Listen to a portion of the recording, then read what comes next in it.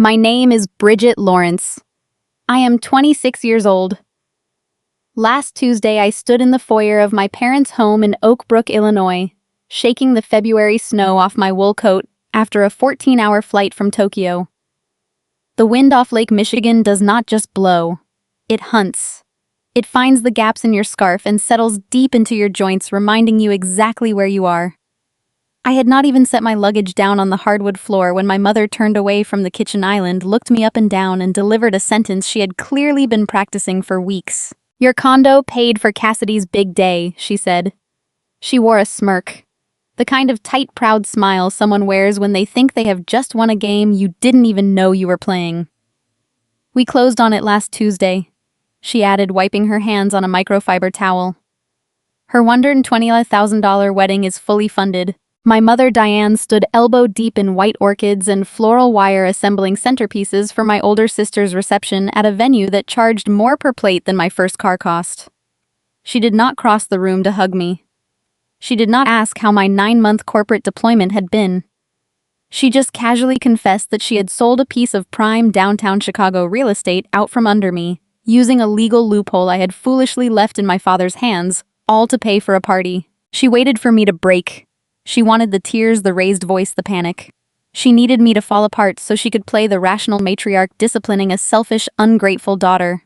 She wanted a performance. I am a lead software developer. My days are spent building architecture for financial cloud systems, identifying vulnerabilities, and ensuring that when a process fails, it fails safely.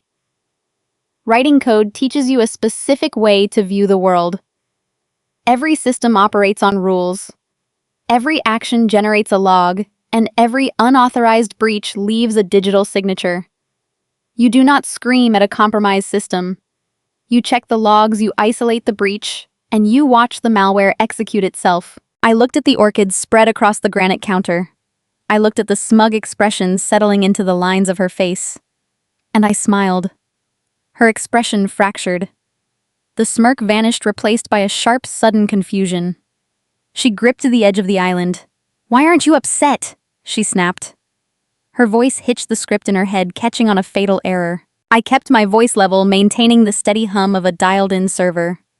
"Because the condo you sold," I said, taking a slow step into the kitchen, "was not the asset you thought it was. Before I tell you exactly what my parents sold and who they sold it to, welcome back to Fluffy Revenge. This is where women who are expected to foot the bill finally audit the ledger.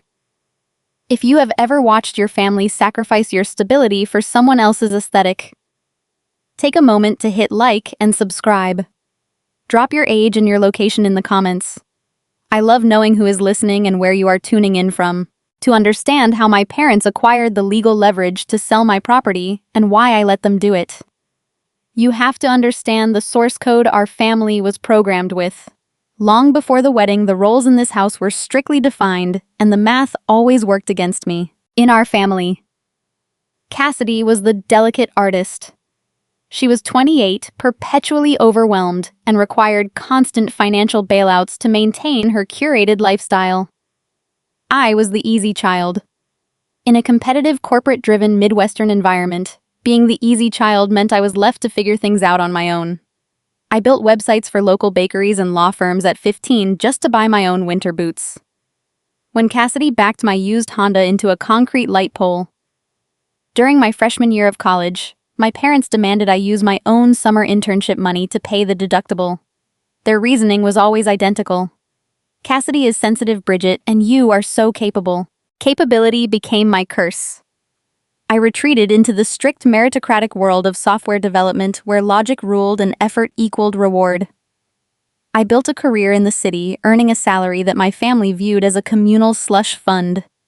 I became their silent bank, paying Cassidy's rent deposits and covering my mother's boutique credit card bills without question.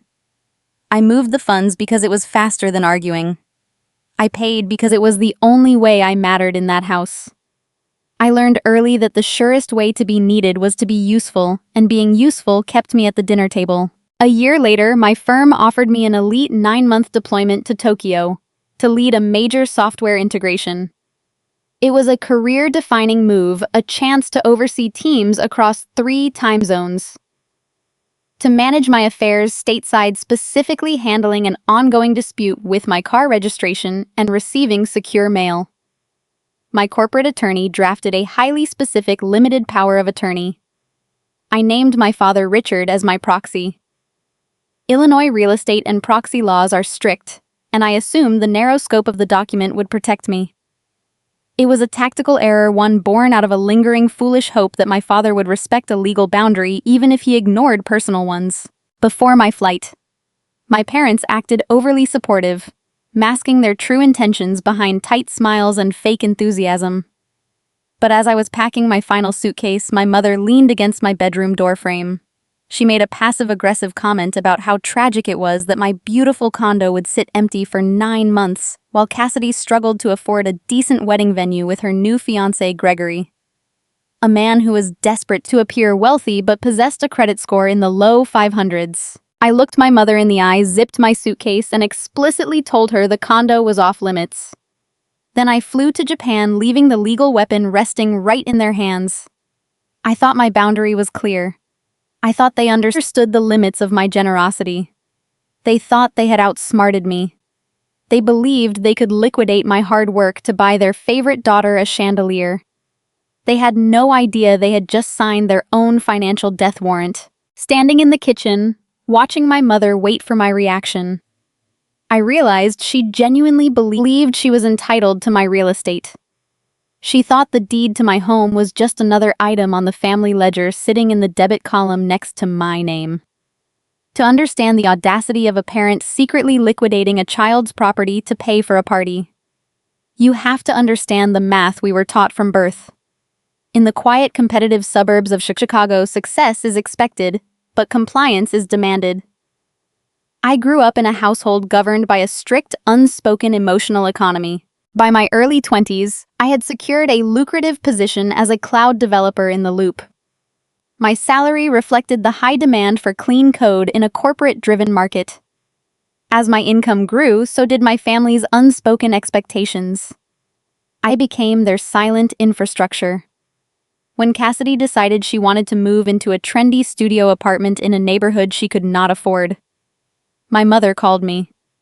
She explained that Cassidy needed a safe environment to foster her creativity and asked if I could cover the security deposit. Just to help her get settled, she claimed. I logged into my banking portal and initiated the transfer. The sterile click of the mouse bought me peace. A few months later, it was a utility bill. Then it was a credit card balance my mother had accumulated at a luxury department store, an expense she wanted to hide from my father. I covered the minimum payments. I funded the deposits. I stepped in whenever their poor planning threatened their comfort. People outside the situation often assume that individuals who fund their toxic families do so out of a sense of endless generosity or a lack of boundaries. The reality is much colder. I paid because paying was the rent required to exist in my family without conflict. I moved the money before I let myself feel the injustice of the transaction. Feeling the injustice would have meant admitting that my worth to them was entirely conditional. It would have meant acknowledging that the people who were supposed to protect me viewed me merely as a performing asset. Detachment became my survival mechanism. I learned to view their requests not as familial pleas, but as operational taxes. I paid the tax, closed the ledger, and focused on my career. I told myself that providing financial stability made me superior to their chaos. I believed I was insulated from their dysfunction because I was the one holding the checkbook. But a system built on silent extortion cannot sustain itself indefinitely. Eventually, the demands scale up, and the people extracting the resources forget that the bank has the power to close the account. I spent years insulating myself from their emotional demands by writing checks, unaware that my compliance was emboldening them. They had grown so accustomed to my quiet funding that they stopped seeing a person and only saw a balance sheet. The boundary I eventually drew did not happen over a small utility bill or a minor favor. It happened when the entitlement mutated into a demand so staggering that it shattered the illusion of peace I had paid tens of thousands of dollars to maintain. I was about to discover exactly what happens when the easy child finally refuses to process the transaction. When I turned 23, my career accelerated far beyond the quiet coding gigs of my teenage years. I landed a senior developer position at a premier financial technology firm located in the heart of downtown Chicago. The corporate environment. There was ruthless, strictly meritocratic, and built entirely on quantifiable results. You did not survive in that ecosystem by making excuses or asking for extensions. You survived by optimizing complex systems and delivering flawless execution under tight deadlines. My compensation package reflected that harsh reality. It included a base salary that rivaled what my parents earned combined, plus an annual performance dividend that vested every December. I knew exactly how my family would view those numbers. If they saw my income, they would see a communal reservoir. They would view it as a fresh pool of liquidity waiting to be drained by whatever crisis my sister manufactured next. Therefore, I obscured the truth. I mentioned a modest cost of living adjustment when they asked. I kept my wardrobe simple, drove the same reliable sedan, and maintained the illusion of a struggling young professional, navigating an expensive city. I compartmentalized my success, keeping my bank statements paperless and my financial portfolio protected behind biometric security. I thought I had patched all the vulnerabilities. I underestimated human error. The breach occurred during a weekend visit to Oak Brook early in the fall. My firm had mailed a physical addendum regarding the upcoming bonus structure. It was a compliance requirement sent to my permanent address on file, which unfortunately was still my parents' house. I arrived for Sunday dinner expecting the usual routine of dropping off a check for some minor household repair and listening to stories about Cassidy. Instead, I walked into the kitchen and found an envelope sitting open on the granite island. The heavy corporate letterhead lay exposed under the pendant lights. My mother stood nearby, pouring a glass of iced tea with feigned casualness. She had bypassed federal privacy laws under the guise of accidentally opening a letter that looked like junk mail. Diane did not apologize for the intrusion. She simply tapped the document with her manicured index finger and smiled. It was a tight, victorious expression signaling that the family ledger was about to be updated. She read the figure aloud, rolling the numbers around in her mouth like an expensive wine. She congratulated me on my hard work, but the praise was hollow. It was merely a brief preamble to the invoice she was preparing to issue. The bill arrived before the main course was even served. Cassidy had recently decided to rebrand herself as an entrepreneur. Her venture was an artisanal candle and woven textile boutique, a business model built entirely on aesthetics rather than actual market research. She had signed a commercial lease in a trendy high-rent neighborhood without understanding overhead inventory costs or basic accounting principles. She spent her initial capital on custom signage and imported display tables while neglecting to pay her suppliers. Now the venture was hemorrhaging cash and eviction from the storefront was imminent. As we sat around the polished dining table, my father cleared his throat and delivered the pitch. Cassidy needed a bridge loan. They needed just $15,000 to stabilize her cash flow, he claimed. My mother chimed in smoothly, noting that my upcoming dividend was more than enough to cover the shortfall. They framed the transaction as a family investment, a temporary reallocation of funds to support a visionary talent during a rough patch. I looked at Cassidy. She was staring down at her plate, playing the role of the wounded bird, waiting for the safety net to deploy, just as it always did. I looked at the letter lying on the counter. Then I looked at my parents. The system was expecting the standard input. The program was waiting for my compliance. I took a breath and provided a different output. "No," I said. My voice was steady, void of any anger or hesitation. "I am not funding a failing business." The silence that followed was suffocating. My father set his fork down, the silver clinking sharply against the porcelain plate. My mother stared at me as if I had spoken in a foreign language. The refusal was unfathomable to them. The easy child had just generated a system error. I explained calmly that a business unable to sustain itself on its own revenue does not need a loan. It needs to close. I told them my savings were reserved for my own future, not for subsidizing a hobby. Cassidy burst into tears, pushing her chair back and fleeing the room. My mother stood up. Her face flushed and told me I was being cruel. She demanded to know what the point of my success was if I refused to share it with the people who raised me. I did not engage in the debate. I picked up my coat, retrieved my mail from the island, and walked out the front door. The retaliation was swift and calculated. Diane did not yell. She deployed a tactic far more effective than screaming. She initiated a total communication blackout. Thanksgiving arrived 2 months later, and my invitation was quietly revoked. My father sent a brief text stating that emotions were still raw, and they needed space to heal as a unit. The implication was crystal clear. I was no longer part of that unit unless I paid the admission fee. Christmas followed, and my phone remained dead. I spent the holidays alone in my Chicago apartment, watching snowdrift past the streetlights outside my living room window. The psychological toll of that isolation was profound. I experienced the visceral, agonizing withdrawal symptoms of a person who had spent her entire life buying affection through utility. Every instinct programmed into me screamed to write the check, to apologize, to restore the false peace of my childhood. I sat on my sofa with my phone in my hand, staring at the contact name, fighting the urge to surrender my autonomy just to receive a text message. It was a terrifying realization. I did not just miss them. I missed the specific hollow validation of being the fixer.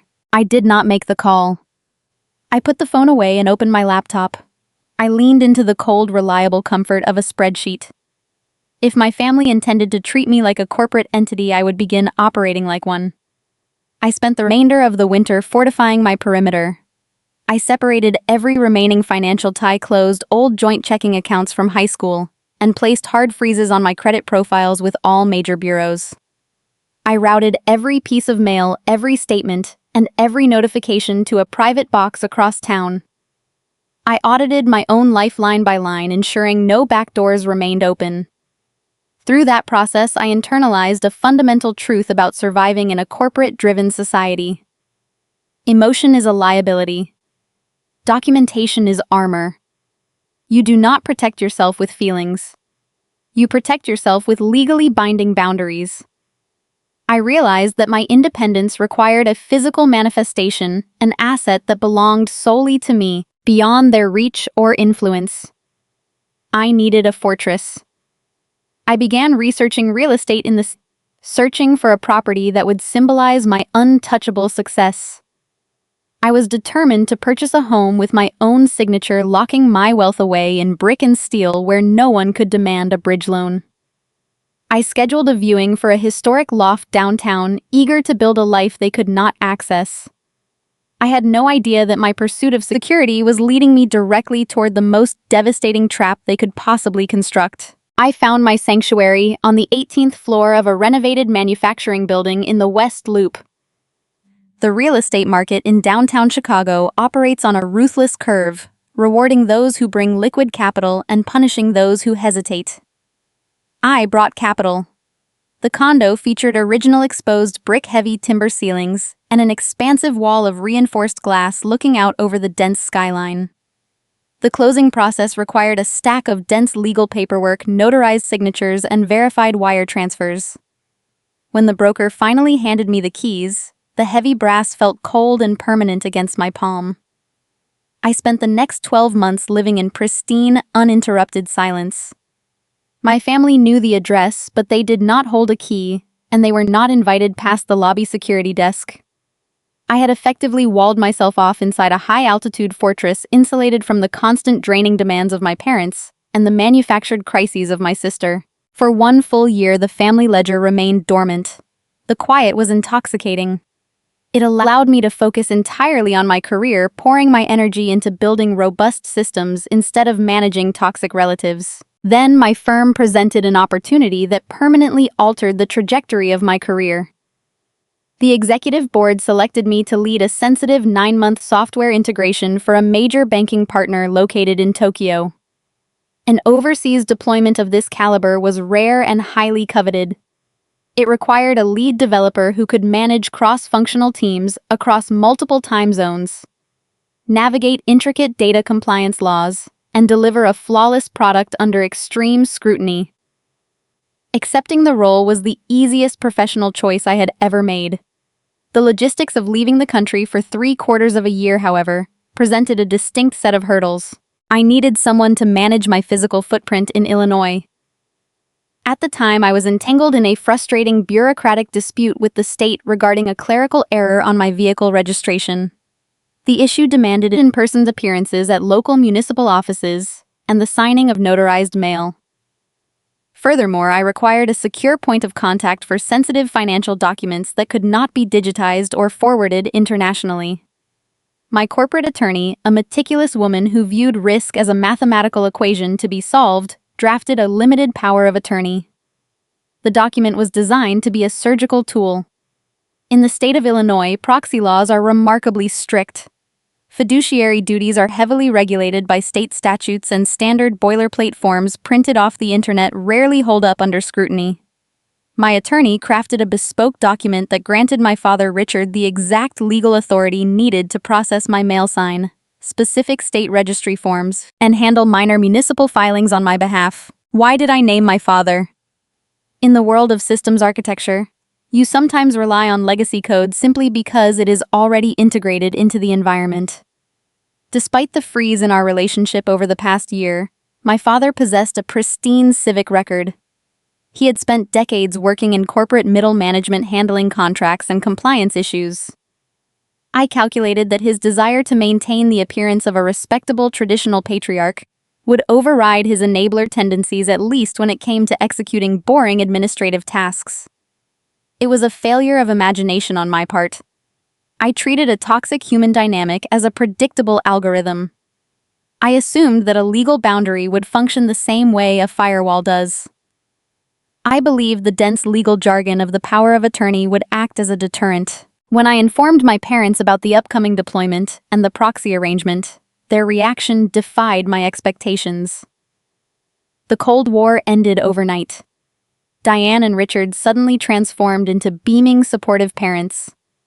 They invited me to a lavish dinner at an upscale steakhouse in the suburbs, praising my ambition and expressing profound pride in my corporate ascent. The shift was deeply unsettling, a sudden warmth that felt entirely synthetic.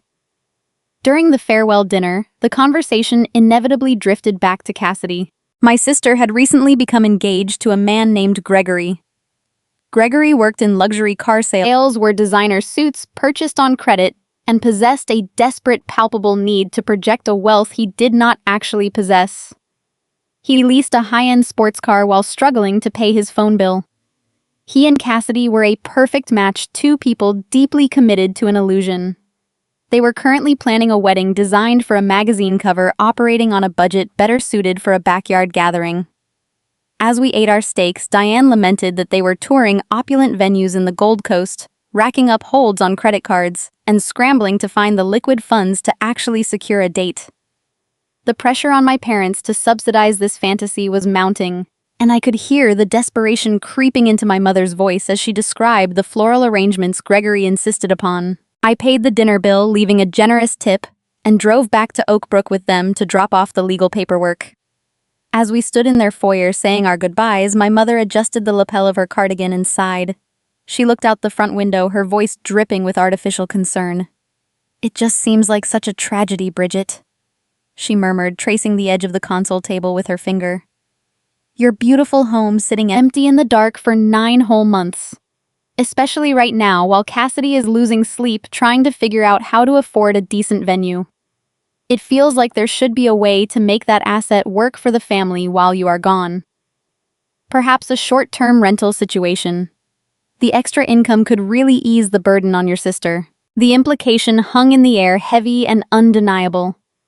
She was testing the perimeter, probing the system for a weak point. She was looking at my hard-earned real estate and seeing a solution to Cassidy's financial incompetence. I looked directly at my mother, holding her gaze until she shifted uncomfortably on the hardwood floor. "The condo is off limits," I stated, my tone stripping away any room for interpretation. "The property remains empty. I am not renting it, I am not lending it, and I am not leveraging it. No guests, no favors, no exceptions."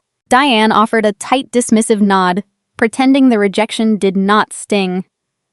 I handed the thick, notarized power of attorney packet to my father. He took the envelope, sliding it into his briefcase with a solemn nod, playing the role of the dutiful proxy to perfection. "Have a safe flight, kiddo," he said, his voice smooth and reassuring. "We have everything handled on this end." I turned around, walked out to my waiting car, and rode to O'Hare International Airport. I watched the city lights recede through the window, feeling a profound sense of accomplishment. I was flying across the world, my career soaring, my assets secured behind a wall of Illinois legal statutes. I did not realize I had just handed the antagonist the master key to my entire foundation. Tokyo operates on a frequency of pure efficiency. The city functions like a perfectly optimized sequence where every train arrives on the precise second, and every corporate protocol is followed without deviation. I settled into my deployment with a sense of profound relief. My days were consumed by intricate software architecture guiding cross-functional teams through dense data migrations and ensuring our banking client met strict international compliance standards. The work demanded 14-hour days, but the exhaustion was clean. It was the kind of fatigue you earn through focused effort, far removed from the draining emotional labor of navigating my parents' suburban household. I occupied a sleek, minimalist apartment in Shinjuku, watching the neon skyline pulse through the glass, confident that I had insulated myself from the chaos of my past. My financial portfolio was growing. My career trajectory was secured, and my fortress back in Chicago stood quiet and protected. That illusion of security evaporated exactly 8 weeks into my assignment. It was near midnight on a Tuesday in Japan. I was sitting at a glass dining table reviewing lines of code when my secure email client generated a notification. The sender was the property management firm representing my West Loop Homeowners Association. The subject line lacked any sense of urgency, displaying only a standardized notice of a special board meeting minutes and an attached engineering report. In the corporate world, the most dangerous crises are rarely announced with flashing red alerts. They arrive quietly buried in dry bureaucratic language. I opened the encrypted attachment and began reading the structural assessment. The historic manufacturing building that housed my sanctuary harbored a fatal flaw. The engineering firm had conducted a routine inspection of the subterranean levels and discovered a critical failure in the underground parking garage. Decades of exposure to the relentless Chicago water table had compromised the reinforced concrete. The rebar was corroding, causing the concrete pillars to spall and shed their protective layers. The foundation of the entire high-rise was actively shifting under the weight of the structure above it. The city of Chicago does not negotiate with failing infrastructure. Municipal inspectors had already toured the subterranean levels and issued a mandate for immediate comprehensive remediation. The resulting financial burden levied against the unit owners was staggering. The Homeowners Association Board had passed an emergency special assessment. My portion of the repair costs amounted to $150,000. The financial blow was severe, but the legal reality was far worse. The city had placed a temporary condemnation warning on the building. The structure was allowed to remain occupied only under strict monitoring conditions and only until the remediation funds were fully escrowed to guarantee the repairs would commence. If the association failed to secure the capital within the designated timeframe, the city would revoke the certificate of occupancy, forcing every resident to vacate the premises. I sat in the glow of my monitor 5,000 miles away from home, watching my most valuable asset transform into a liability. I immediately scheduled a video consultation with my Chicago real estate attorney. We spoke across a 14-hour time difference, her office bathed in morning light while my apartment sat in the dark. She was a pragmatic litigator who specialized in developer disputes, and she outlined our strategy with cold precision. The Homeowners Association was preparing a sweeping lawsuit against the original developers who had converted the manufacturing plant into luxury lofts, alleging gross negligence and fraudulent concealment of the foundational defects. I asked her about my options for mitigating the damage. I inquired if I could lease the unit to a commercial tenant or temporarily transfer the deed to an holding company to shield my personal liquidity. My attorney shook her head, adjusting her glasses as she pulled up the relevant state statutes on her screen. Illinois property law is unforgiving when it comes to structural defects. She explained the mechanics of the Residential Real Property Disclosure Act. I was now in possession of material knowledge regarding a severe structural hazard. I could not lease the property to a tenant without disclosing the potential for a municipal condemnation. More importantly, I could not sell the property without executing a formal legally binding disclosure report. Any transfer of the deed required the seller to check a box explicitly acknowledging the foundation failure and the pending $150,000 special assessment. The condo was now a toxic asset. If I attempted to sell it to an unaware buyer, I would be committing a felony. The property was functionally frozen, a beautiful exposed brick prison, sitting empty in the West Loop, generating enormous legal fees and holding a six-figure debt over my head. My only legal option was to absorb the assessment, join the litigation against the developers, and wait for the courts to resolve the disaster. I authorized my attorney to represent my interests in the lawsuit, transferred the initial legal retainer from my savings, and closed my laptop. I made a deliberate, calculated choice to keep this entire ordeal hidden from my family. I did not call my father to vent about the stress. I did not email my mother to seek comfort. The decision to remain silent was born from a deep understanding of their emotional economy. In their eyes, my independence was an insult. Buying the condo was a rejection of their control, a physical manifestation of my refusal to remain the designated family bank. If Diane and Richard learned that my prized real estate investment was crumbling under a city mandate, they would not offer sympathy. They would offer a smug, thinly veiled lecture on hubris. They would view the disaster as cosmic retribution for my selfishness. My mother would leverage the situation, twisting my financial vulnerability into proof that I was never as capable as I pretended to be.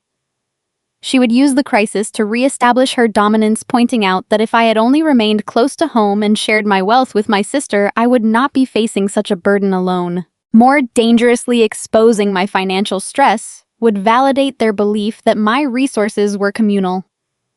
If I admitted I was shifting funds to cover a massive assessment, Cassidy would inevitably interpret that as evidence that I possessed vast, untapped wealth.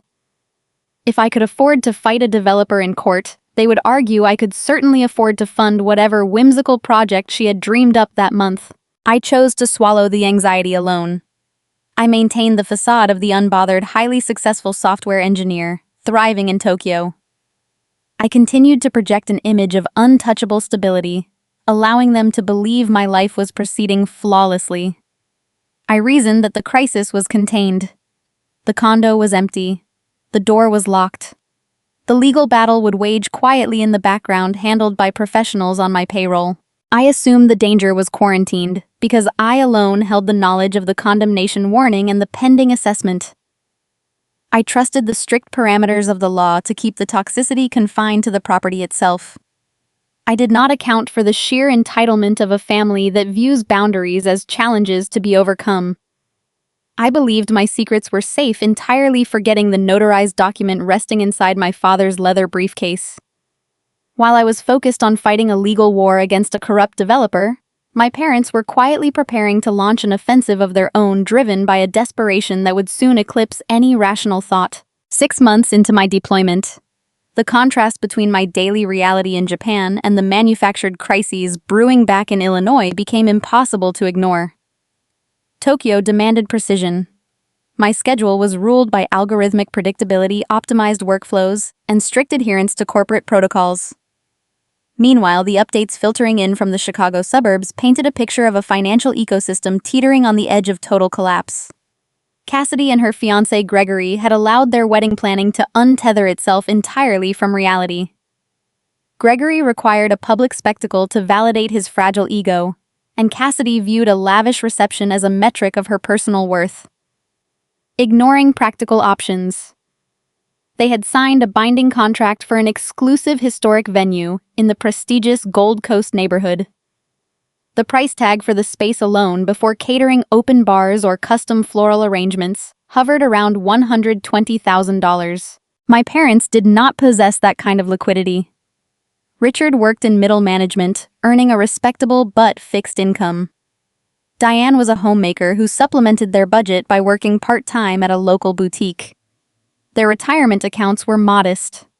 To fund a 6-figure party, they would need to leverage their home equity or liquidate mutual funds they could ill afford to touch.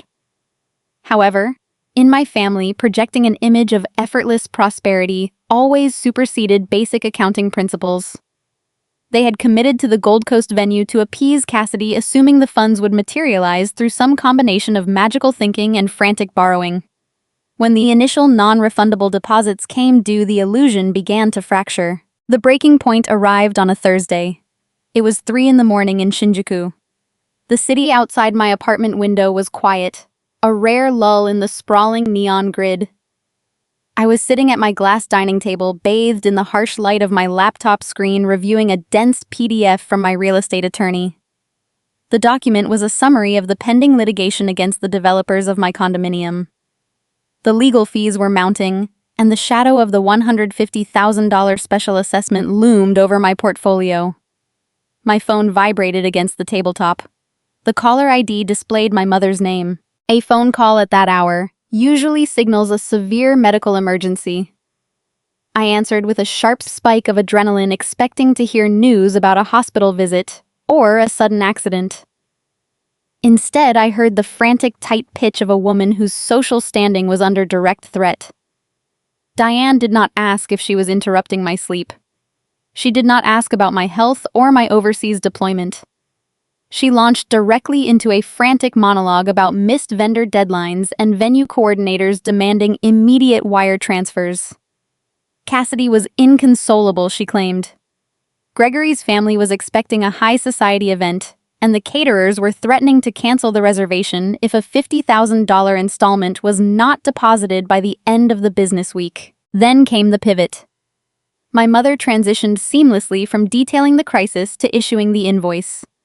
She stated that since I was thriving overseas, earning a substantial tech salary with very few living expenses, it was my duty to step in and stabilize the situation. She framed the demand not as a favor or a loan, but as an inherent obligation. "You need to wire the money, Bridget," she said, her tone leaving no room for refusal. "It is $50,000. That is nothing to you right now, and it will save your sister's future. Family supports family when things get difficult." I sat in the dim light of my apartment and looked at the legal documents open on my screen. The disconnect between her assumption and my reality was dizzying. She pictured me hoarding vast sums of liquid cash sitting on a mountain of resources out of pure selfishness. She had no idea that I was legally chained to a toxic asset, hemorrhaging money to fight a municipal condemnation order from across the globe. To her, I was an endless reservoir of wealth. To myself, I was a woman bailing water out of a sinking ship, trying to keep my foundation intact. I could have explained the situation. I could have told her about the failing concrete, the city inspectors, the fraudulent developers, and the lawsuit.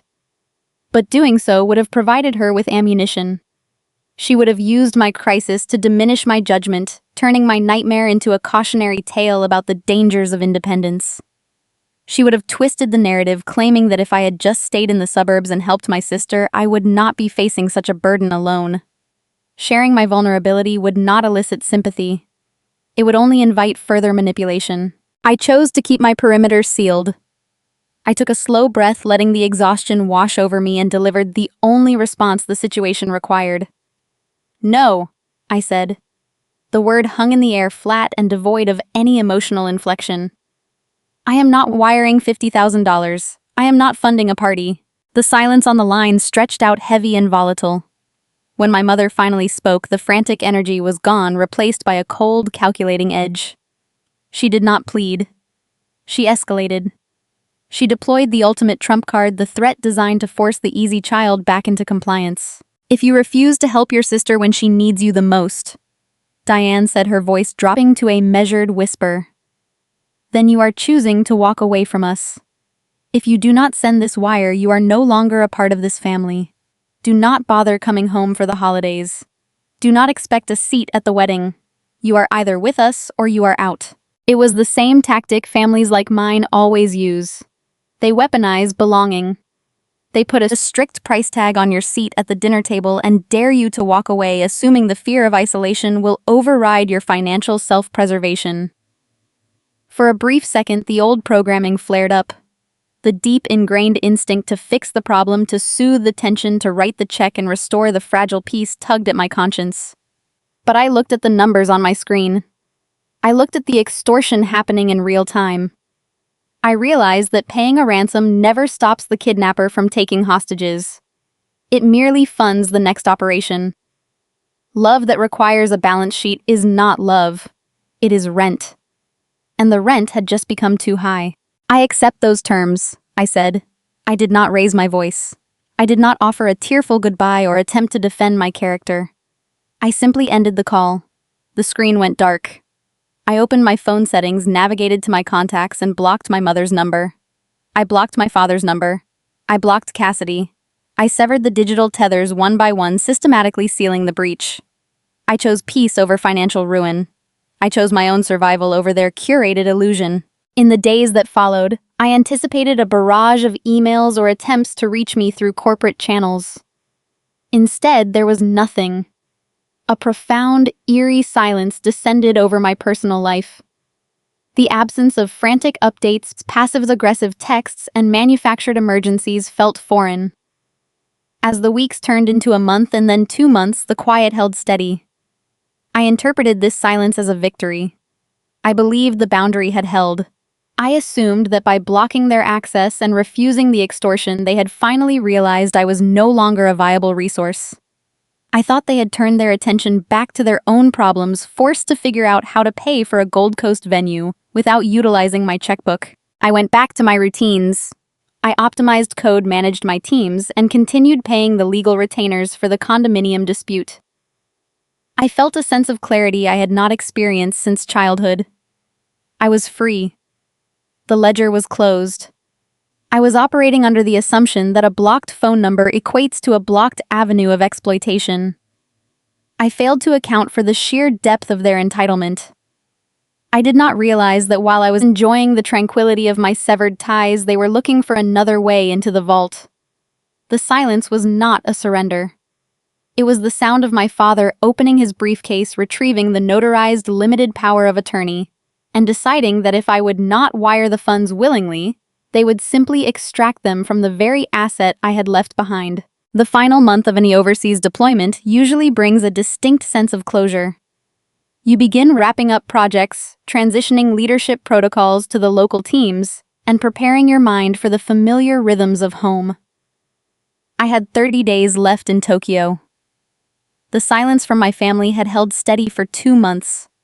I was operating under the assumption that my blocked numbers and my firm refusal to wire the wedding funds had successfully neutralized the threat. I believed I had fortified my perimeter. I forgot that a system is only as secure as the credentials you leave behind. In software development, catastrophic failures rarely announce themselves with sirens. They begin with minor, seemingly disconnected anomalies. A dropped packet of data. A momentary lag in a server response. A process timing out for no logical reason. You learn to pay attention to the small inconsistencies because they are the breadcrumbs leading to the breach. The first breadcrumb appeared on a Tuesday morning. I was sitting on the subway, commuting toward the financial district, scrolling through the utility applications on my phone. I opened the application that controlled the smart thermostat in my Chicago condominium. I like to monitor the ambient temperature during the brutal Midwestern winters to ensure the pipes were not at risk of freezing.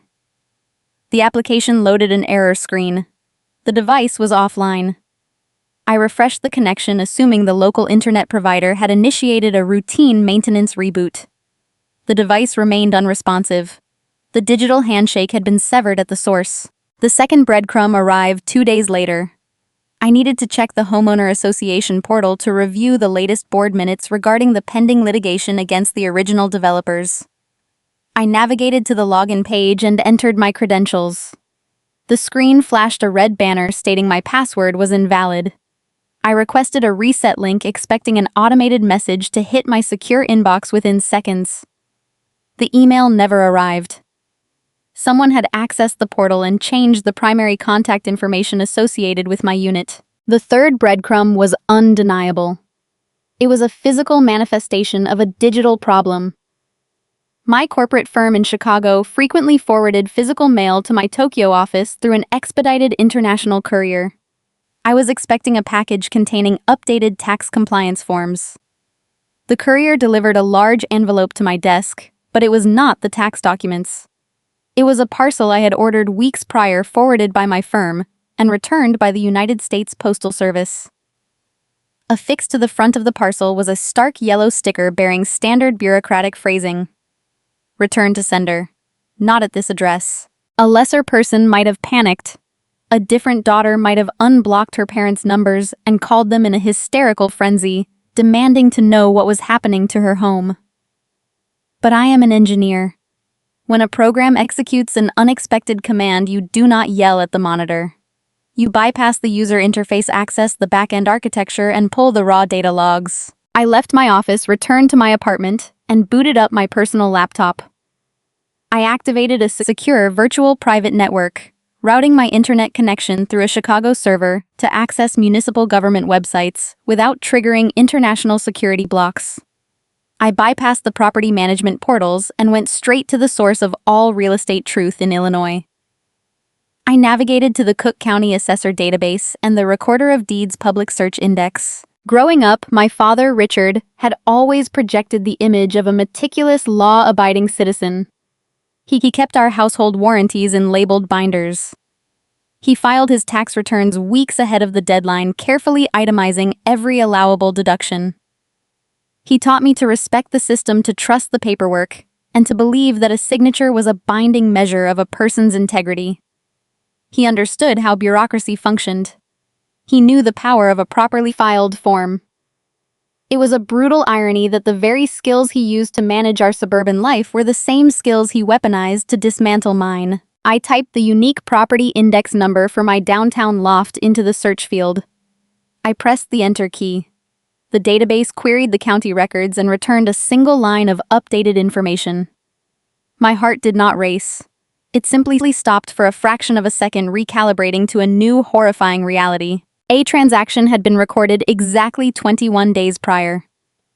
The deed to my sanctuary, the exposed brick fortress I had purchased with my own signature, had been transferred. The listed grantee was a faceless corporate entity. It was a high-volume real estate investment group, an LLC notorious in the Chicago market for snapping up distressed properties, renovating them cheaply, and flipping them for profit. I checked the recorded sale price. $300,000. I stared at the number, the blue light of the screen reflecting in my eyes. The transaction was listed as a cash sale. $300,000 was a joke. It was a fire sale valuation priced severely under the current market rate for a pristine high-rise unit in the West Loop. You do not sell a luxury property for a fraction of its worth unless you are desperate for immediate, unquestionable liquidity. You accept a lowball cash offer when you need vendor deposits to clear before a specific date. You sell cheap when a $120,000 wedding is careening toward a financial cliff, and the caterers are demanding their final installments. My parents had not merely bypassed my boundaries. They had liquidated my home to fund a single evening of overpriced appetizers and floral arrangements. I paid the municipal fee required to download the scanned, digitized copies of the closing documents. The PDF file generated on my screen displaying the warranty deed and the settlement statements. I scrolled past the boilerplate legal text, hunting for the execution block. I needed to see the architecture of the theft. I needed to see how they bypassed the title company and the closing attorneys without my physical presence. I found the signature line on the final page. There, executed in blue ink, was my father's familiar measured handwriting. Bridget Lawrence. Beneath his signature, typed in neat, unassuming letters, was the legal mechanism that authorized the destruction of my assets. Attorney in fact for Bridget Lawrence. I had used the limited power of attorney. The bespoke surgical document my corporate lawyer had drafted to handle minor state registry forms and secure mail. I had handed him that envelope in the foyer of their home, trusting the narrow scope of the legal jargon to act as a deterrent. Instead, he had presented that document to a title company, misrepresented his authority, and signed away the deed to my home to secure a cash payout for his golden child. The initial wave of shock was a physical sensation. It felt like stepping off a curb in the dark, a sudden, breathless drop into empty space. My chest tightened, and the bitter taste of betrayal flooded my throat. The people tasked with protecting me had robbed me. The father who taught me to balance a checkbook had forged a path to steal my equity. But the shock only lasted for a single agonizing minute. Then the survival mechanism took over. The weeping, wounded daughter disappeared, replaced instantly by the seasoned engineer who had just identified a fatal bug in a hostile system. The emotional fog evaporated, leaving behind a cold, calculated clarity. My breathing slowed. My pulse steadied. I began processing the data with clinical detachment. They had orchestrated a cash sale. They had transferred the deed to a ruthless investment firm. They had secured the funds for Cassidy's wedding. They thought they had executed the perfect crime utilizing a legal loophole while I was safely quarantined on the other side of the planet. They believed they had won. I zoomed in on the settlement statement, analyzing the dates, the escrow transfers, and the specific forms filed with the county. I was looking for the flaw. In every fraudulent transaction, there is a vulnerability. A line of code written improperly. A form signed in haste. I scanned the required seller disclosures, evaluating the sheer ignorance required to execute a real estate closing in the state of Illinois without the actual owner present. My parents had sold the condo.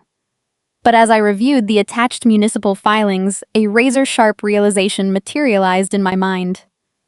They had sold the asset, but they had absolutely no idea what they had actually sold. They were entirely blind to the hidden payload waiting inside that concrete structure. They thought they had stolen a treasure chest, completely unaware that they had just smuggled a live explosive into their own financial ecosystem. The digital files loaded onto my screen one by one in the quiet isolation of my Tokyo apartment. In my line of work, discovering a data breach triggers a very specific, unforgiving protocol. You freeze your emotional response. You quarantine the affected nodes. You trace the unauthorized entry back to its origin point. Sitting 5,000 miles away from the jurisdiction where the theft occurred, I treated my stolen real estate exactly like a compromised server. I did not reach for my phone to call the Chicago police. A panicked phone call is a reaction, and reactions are fueled by adrenaline. I needed a strategy, and strategies require cold, hard data. I began scrolling through the settlement statement, analyzing the itemized deductions, the title company fees, and the wire transfer receipts. My father had orchestrated the transaction with the meticulous efficiency he always prided himself on in his corporate middle management career. He had presented himself to the closing attorney as a genial, trustworthy patriarch, handling an administrative burden for his busy daughter overseas. He bypassed standard broker commissions and listed the property through a discount network. He sold the unit to a corporate buyer willing to waive traditional inspection contingencies in exchange for a low-ball cash price. He wanted the money fast. Cassidy needed her venue deposits, and the luxury vendors in the Gold Coast do not accept apologies in lieu of payment. I could see the timeline of the wire transfers documented on the ledger. The proceeds of the sale had been routed directly into a joint checking account my parents shared. That money was already evaporating, transforming into custom invitations, imported floral centerpieces, and a string quartet. But rushing a real estate transaction in a heavily regulated market introduces severe vulnerabilities. I opened the next digitized document in the county archive. It was a standardized mandatory form required for every residential transaction in the state. The Illinois Residential Real Property Disclosure Report. This specific document is designed by state lawmakers to protect buyers from inheriting hidden nightmares. The law requires the seller to answer a rigorous series of questions regarding the condition of the property. The seller must disclose any known material defects, pending municipal code violations, or upcoming financial liabilities. Hiding information on this form does not just void a sale. It constitutes fraud. I zoomed in on the scanned page. The questions were laid out in neat sequential rows. Question number 4 asks if the seller is aware of any material defects in the foundation or structural integrity of the building. Question number 20 asks if the seller is aware of any pending special assessments or pending homeowners association taxes. Question number 22 asks if the seller has received notice of any building code violations or pending municipal condemnation orders. Beside each of those questions, there was a small box. Inside each box was a neat, deliberate checkmark indicating the word no. At the bottom of the final page, executed in blue ink, was Richard Lawrence's signature. He had signed under the authority of my limited power of attorney, legally binding the seller to those answers. A profound, chilling clarity washed over me. I sat back in my ergonomic chair and stared at his handwriting. My parents believed they had executed a brilliant maneuver. They assumed they had bypassed my stubborn boundaries, liquidated a pristine downtown loft, and secured the capital required to fund Cassidy's extravagant lifestyle. They thought their only crime was taking advantage of an ungrateful daughter who was too far away to stop them. They had no idea they had just stepped into a financial bear trap. Because I had maintained my silence for the past several months, because I had refused to share my burdens with a family that only viewed me as a resource. They were entirely ignorant of the catastrophe unfolding beneath the building. They did not know about the corroding rebar in the subterranean parking garage. They did not know about the city inspectors issuing a temporary condemnation warning. They were completely unaware of the emergency board meeting, the pending litigation against the original developers, and the $150,000 assessment levied against my unit. By signing that disclosure report on my behalf, my father had committed felony wire fraud. He had legally attested under penalty of perjury that the property was free of structural defects and financial encumbrances. He had transmitted those fraudulent documents across state lines to a corporate buyer to secure a payout. I analyzed the entity that purchased the unit. It was not a naive young couple looking for their first home. The grantee on the deed was a high-volume real estate investment portfolio.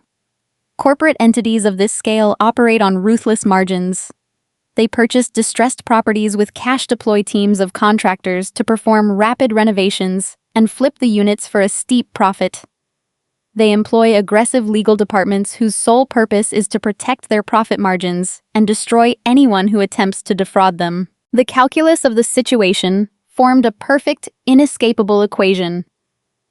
If I picked up the phone, contacted the authorities, and reported the fraudulent use of the power of attorney, the transaction would be flagged. The title company would freeze the process. The sale would eventually be voided, and the deed would revert back to my name. I would regain ownership of my sanctuary. But regaining the deed meant regaining the liability. The $150,000 special assessment would fall squarely back onto my shoulders. The toxic debt, the ongoing litigation, and the threat of municipal eviction would remain my burden to carry. I would save my parents from the consequences of their theft, and I would pay for the privilege of rescuing them. Or I could do nothing. I could remain perfectly silent. I could let the transaction stand. The investment firm would inevitably discover the truth. It is impossible to renovate a high-rise unit without pulling municipal permits. The moment their contractors filed the paperwork with the City of Chicago, the permitting office would flag the building. The city would inform the buyers about the condemnation warning and the mandatory structural remediation. The firm would realize they had paid $300,000 for a crumbling, unlivable liability. Corporate lawyers do not forgive six-figure mistakes. They audit the closing documents. They find the fraudulent disclosure report. They see Richard's signature. Because my father signed the disclosures as my proxy, while keeping the proceeds of the sale for himself, the liability would shift directly to him. The investment firm would not just sue him for a refund. They would pursue damages, legal fees, and punitive judgments. They would tear his pristine suburban life apart. They would freeze his assets, place liens on his accounts, and drag him into a brutal, prolonged legal war that he lacked the resources to fight. My parents wanted my wealth. They had stolen it to buy an illusion of prosperity for their favorite child. They had handed the resulting cash to caterers, florists, and dressmakers to fund a fleeting evening of luxury. I looked at the glowing screen. I looked at the checkmarks my father had so confidently placed next to the word no, to ensure I was insulated from the fallout. I spent the next hour documenting my alibi. I archived my email threads with my own real estate attorney, creating a pristine paper trail proving I was actively preparing to pay the assessment myself. I compiled the evidence showing I had no knowledge of the sale and no intent to defraud anyone. I built a digital fortress around my own liability, leaving my father standing alone on the battlefield. For 26 years, I had been the designated shock absorber for every poor decision my family made. I had paid the deductibles, covered the rent, and smoothed over the fractures to maintain a toxic peace. My role was to prevent them from experiencing the natural consequences of their actions. That role ended tonight. I reached toward the trackpad and closed the PDF viewer. I logged out of the county database. I cleared my browser history and severed the virtual private network connection. I was not going to save them. I was not going to issue a warning. I was not going to interfere with the program executing on the other side of the world. They had built their own guillotine, loaded the blade, and positioned themselves perfectly beneath it. My only task was to return home and watch the lever fall. My deployment concluded in 7 days. Cassidy's wedding was scheduled for the following weekend. The timing was a masterpiece of accidental symmetry. I packed my belongings into 2 sleek suitcases, requested a car to Narita International Airport, and prepared to cross the Pacific. I left Tokyo with a quiet, steady anticipation. The easy child was finally returning to Illinois, but I was no longer bringing my checkbook. I was bringing the audit. The flight from Narita International Airport to Chicago takes roughly 12 hours. I used the time to sleep, letting the steady hum of the jet engines clear my mind and prepare my nervous system for the encounter. I landed in Illinois 1 week before Cassidy was scheduled to walk down the aisle. Stepping out of the terminal, the February air hit my face with the familiar biting cold of the Midwest. The wind off Lake Michigan hunts for exposed skin, settling deep into your joints to remind you exactly where you are. I did not direct my hired car to the West Loop. I did not ask the driver to swing by the empty shell of my former sanctuary so I could mourn. I routed the car directly to a corporate hotel in the financial district. I checked into a sterile, quiet suite on the 30th floor, far above the noise of the street. I left my luggage sitting on the rack, took a hot shower to wash away the travel fatigue, and put on a tailored wool coat over a crisp blouse. I needed to look like the professional I was, not the victim they expected me to be. I rented a sedan and drove out to the western suburbs. The drive along the interstate was gray, methodical, and devoid of emotion. I pulled into my parents' driveway in Oak Brook, just as frost was beginning to map itself across the vinyl siding of the houses on their street. The property looked exactly as it always did. A manicured lawn sleeping under a layer of salt and ice, a welcome flag flapping in the wind by the mailbox. I unlocked the front door with my old key and stepped into the foyer. The air inside smelled like hot glue, forced air heat, and expensive eucalyptus. The house was humming with the frantic, self-important energy of wedding preparation. I walked down the hall and stepped into the kitchen. My mother, Diane, stood at the large granite island. She was surrounded by spools of floral, crystal vases, and dozens of white orchids, assembling intricate centerpieces for a reception she could not afford. My father, Richard, sat at the breakfast nook nursing a mug of dark roast coffee and reviewing a thick stack of vendor invoices with a red pen. Cassidy perched on a bar stool across from Diane. She was scrolling through her phone, tracing the edge of her coffee cup with her left hand. A heavy diamond halo engagement ring caught the pendant lighting above the island. That ring was a recent upgrade, a sparkling $5,000 ornament purchased directly with the equity they had stolen from my foundation. Diane did not wipe her hands or rush forward to greet me. She did not ask how my overseas deployment had concluded. She looked up, assessed my posture, and delivered her opening line. "You are early," she said. "The flight caught a tailwind," I replied. I set my laptop bag on an empty dining chair. Diane turned around, fully wiping her palms on a microfiber towel. She lifted her chin, her face setting into a mask of smug satisfaction. She was ready to unveil her masterpiece. She had orchestrated what she believed to be the ultimate lesson in family loyalty, and she wanted to savor the reveal. "Your condo paid for Cassidy's big day," she stated.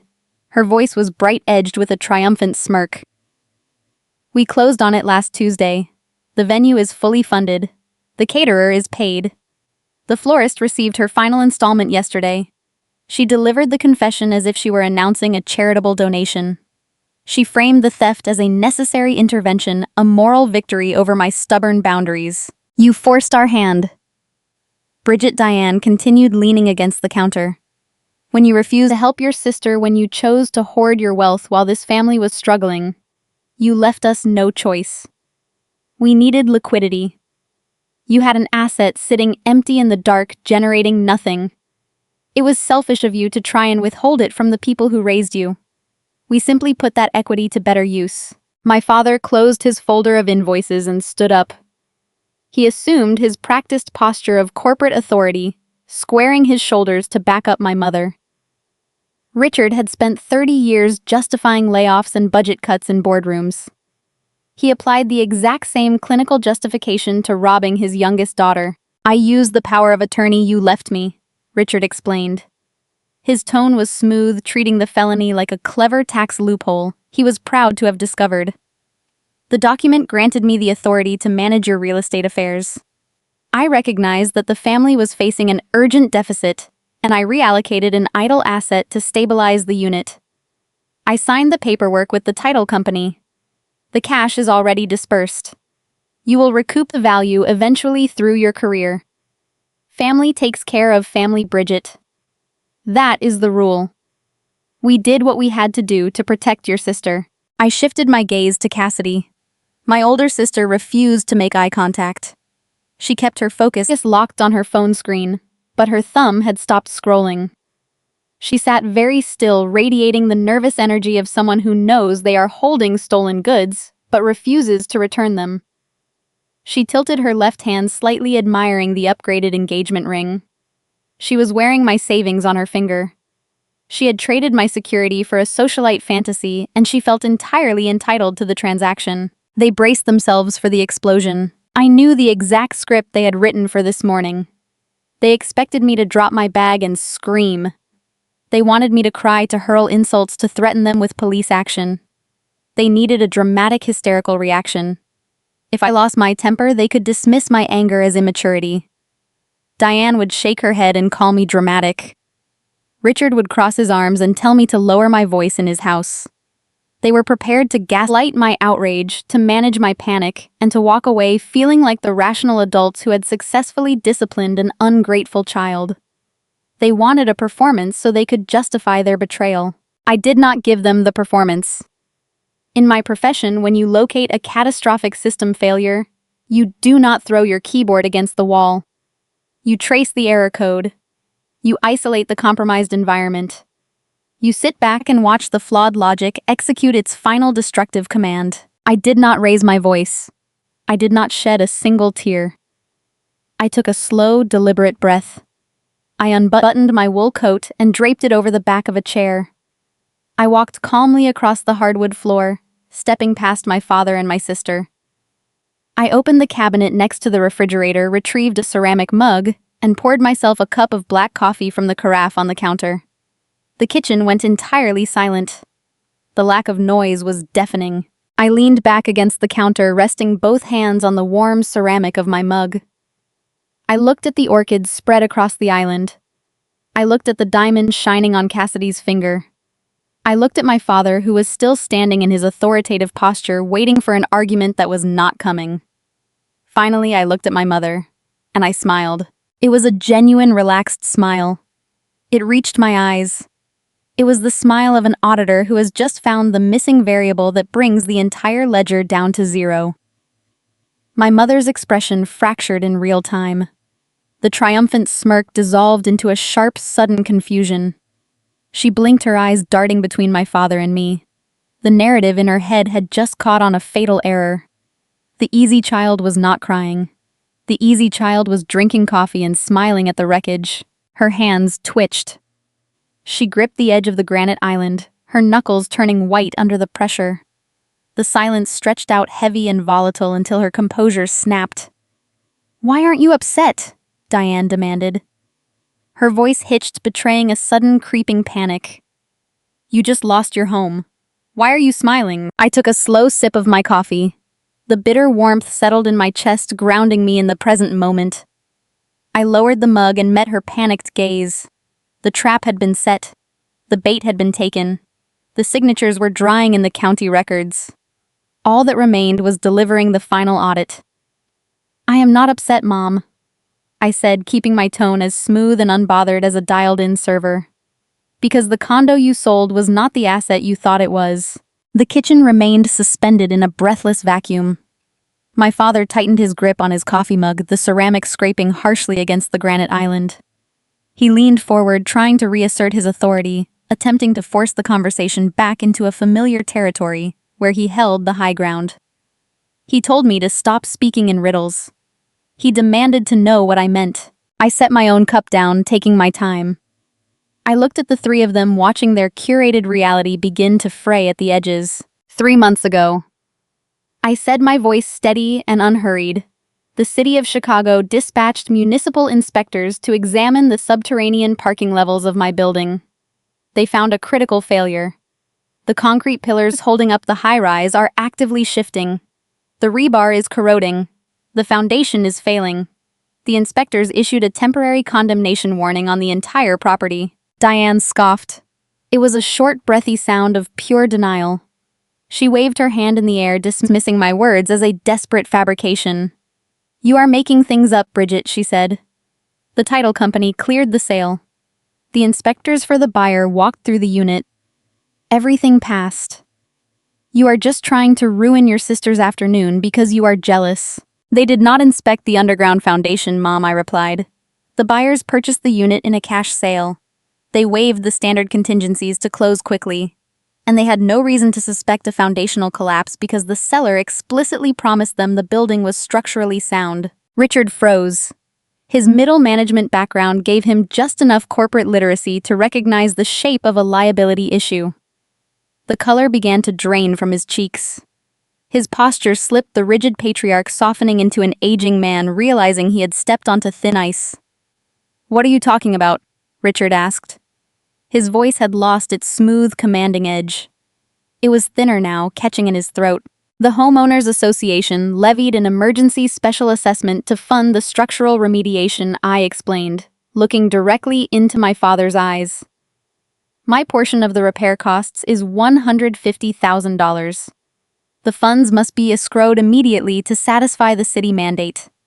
I have been fighting a lawsuit against the original developers from my apartment in Tokyo. The property is legally frozen. You cannot lease it, and you certainly cannot sell it without signing a mountain of disclosures detailing the condemnation warning and the 6-figure debt attached to the deed. Cassidy stopped looking at her phone. She looked down at the $5,000 engagement ring on her left hand. The diamond caught the pendant lighting, but she was no longer admiring it. She pulled her hand into her lap, her shoulders shrinking inward. She was beginning to realize the money funding her dream wedding was tainted. That is impossible, Diane insisted. Her tone was sharper now, the panic rising to the surface. We sold it. The money is in our account. The transaction is finished. It is not finished, I said. I turned my attention back to Richard. I need you to think very carefully about the closing documents you signed last Tuesday, Dad. Specifically, the Illinois Residential Real Property Disclosure Report. Richard opened his mouth, but no sound came out. He swallowed hard. Question number 4 asks, if you are aware of any material defects in the foundation. I recited, keeping my delivery as clinical as an auditor reading a balance sheet. Question 20 asks if you are aware of any pending special assessments. Question 22 asks if you have received notice of any municipal condemnation orders. I took a step closer to the island, resting my hands on the cool granite. You used the limited power of attorney I gave you, I said. You presented yourself as my legal proxy. When you sat in that closing room, you checked the box marked no next to every single one of those questions. You signed your name in blue ink. You legally bound the seller to those answers under penalty of perjury. He stared at me, his eyes wide and unblinking. The reality of the transaction was finally snapping into focus. You did not just steal my home. I continued, my voice dropping to a quiet, devastating register. You hid the known structural hazard from a commercial buyer. You sold a toxic asset holding a $150,000 debt. By executing that sale and routing the proceeds into your own personal bank account, you committed felony wire fraud. Diane slammed her hand flat against the countertop. The floral wire clattered against the stone. You are lying, she shouted. Her face was flushed red, the pristine suburban mother facade peeling away to reveal raw terror. You are trying to scare us. Richard had the legal right to sell that property. We did nothing wrong. You are just being vindictive. I did not argue with her. Arguing grants validity to a delusion. I simply reached into my tailored laptop bag and withdrew a plain manila folder. I placed it on the island and slid it across the smooth stone surface until it rested directly in front of my father. "Open it," I said. Richard hesitated. His hands trembled slightly as he reached for the folder. He flipped the cover open. The first document was the official engineering report from the city of Chicago, bearing the municipal seal and the bright red text of the temporary condemnation warning. Beneath that was the emergency invoice from the Homeowners Association, clearly detailing the $150,000 special assessment levied against the unit. He flipped to the third page. It was a printed summary of the corporate entity that had purchased the condo. "You sold the property to a high-volume real estate investment firm," I explained, watching his eyes scan the corporate letterhead. "They do not buy homes to live in them. They buy distressed properties with cash, pull municipal permits, renovate them, and flip them for profit. They employ aggressive legal departments whose only job is to destroy people who defraud them." Cassidy let out a short, ragged breath. She pushed her bar stool back, the wooden legs scraping loudly against the hardwood floor. "Mom," she whispered, her voice trembling. "Mom, what did you do?" Diane ignored her, staring at the documents over my father's shoulder. Her mouth opened and closed, unable to form a coherent defense. "It is a cash buyer," I said, driving the final nail into the architecture of their ruin. "Which means they do not wait around to start their renovations." The moment they filed their permits this week, the city of Chicago flagged the address. The municipal inspectors informed them about the failing concrete. Their contractors were likely standing in that crumbling underground parking garage yesterday. The silence that blanketed the kitchen was heavy, suffocating, and entirely satisfying. They already know, I told my parents. They know the property is condemned. They know the disclosure report was falsified. And they know exactly whose signature is on the bottom of the page. Richard slumped back onto his stool. The color had fully drained from his face, leaving his skin a pale, sickly gray. He looked at the vendor invoices scattered across the breakfast nook. He looked at the floral arrangements my mother was building for a $120,000 reception. He looked at the money they had stolen, finally understanding that every dollar they had spent was evidence of a federal crime. I picked up my ceramic mug, took one final sip of my coffee, and set it gently in the sink. "I am going to head to my hotel now," I said, turning toward the foyer to retrieve my coat. "You have a lot of phone calls to make, Dad. I would start with a defense attorney." I walked out the front door, leaving them standing in the wreckage of their own entitlement, waiting for the corporate buyer to strike. 48 hours is a very specific duration in the corporate legal world.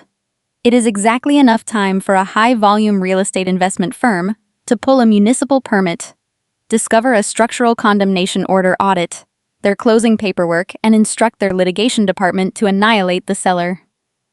I spent those 48 hours inside my hotel suite in the financial district, drinking room service coffee and optimizing code for my Tokyo deployment. I did not need to be physically present to watch the architecture of my parents' ruin assemble itself.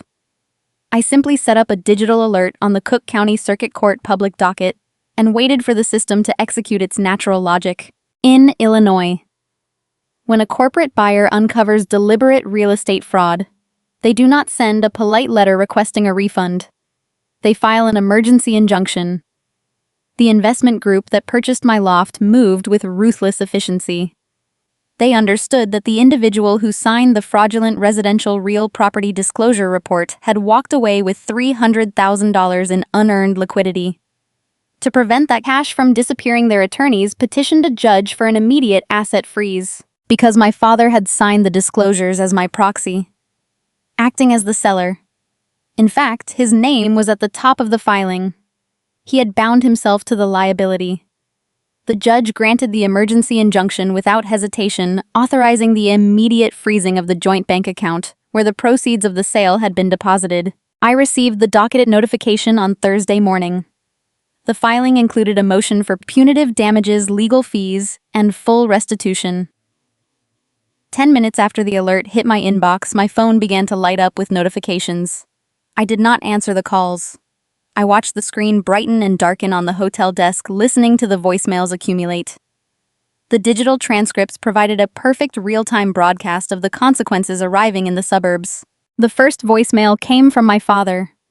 His corporate management persona had entirely evaporated. His tone was frantic, breathless, and stripped of all authority. He narrated the arrival of the process servers at their Oak Brook home. Two men in plain clothes had walked up the driveway just as he was retrieving the morning paper. They handed him a thick stack of court summons and injunction notices. He pleaded with me demanding I call his bank, insisting there had been a terrible misunderstanding and that his accounts were locked. He begged me to contact my real estate attorney to explain that he was only acting on my behalf. He still believed he could delegate the accountability back to me. I deleted the message. I could not call his bank, nor would I. He had executed the sale. He had chosen the account. He had signed the documents. The liability belonged exclusively to him. The true beauty of a frozen asset is how quickly it starves the ecosystem relying upon it. The $300,000 stolen from my equity had been co-mingled with my parents' own meager savings in their primary checking account.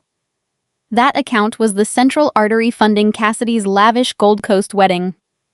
With the judicial freeze in effect, the bank halted all outgoing transactions. Every debit card was declined. Every scheduled wire transfer was blocked. Every check written against that balance became worthless paper. The timing was devastating. We were exactly 3 days away from the wedding ceremony. In the luxury event industry, the 72-hour mark is the final threshold. It is the moment when caterers require the remaining balance to order the imported ingredients. It is the hour when the florist demands the last installment before assembling the centerpieces. It is the deadline for the historic venue to clear the final payment, or the doors do not open. My mother left the second voicemail. Her voice was shrill, teetering on the edge of hyperventilation. She described the humiliating cascade of vendor rejections. The event coordinator at the Gold Coast venue had called her politely but firmly, stating that the final venue check had bounced due to insufficient funds. The florist refused to deliver the white orchids. The caterer sent an email terminating their contract, keeping the initial deposit but canceling the service. Diane wept into the phone, claiming I was destroying my sister's special day over a petty grudge. She demanded I liquidate my stock options to wire fresh funds to a different account, promising they would pay me back once the bank sorted out the freeze. She still refused to acknowledge the fraud. She treated a federal crime like a minor banking glitch that the easy child was obligated to fix. I deleted her message. I poured myself another cup of coffee and looked out the window at the Chicago skyline.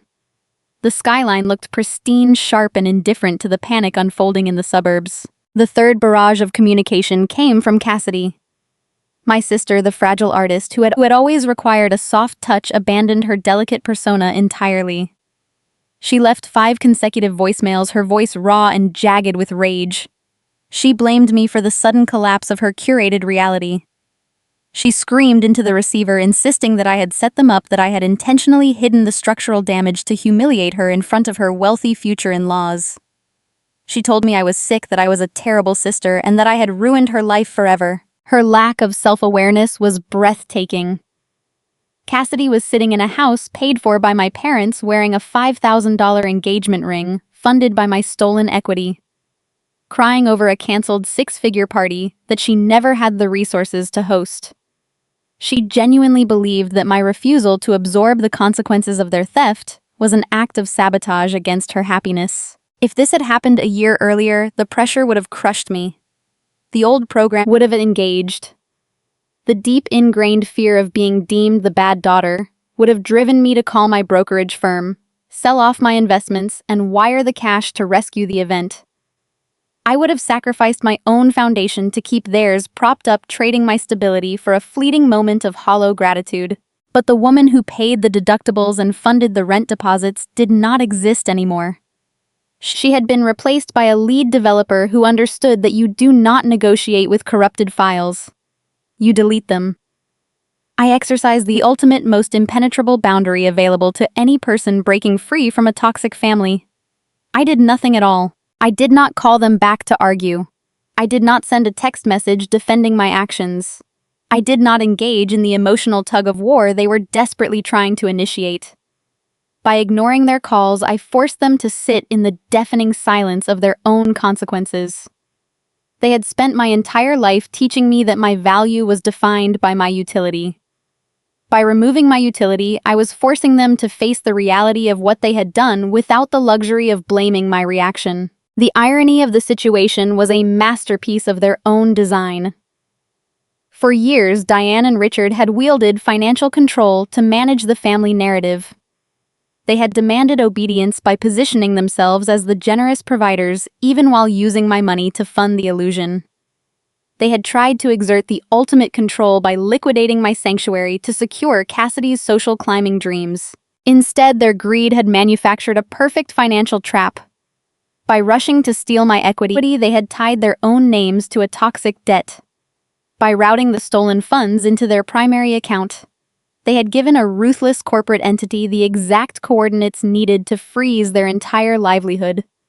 They had built their own financial guillotine, loaded the blade, and placed their necks squarely on the block. My only contribution to their destruction was stepping out of the way before the blade fell.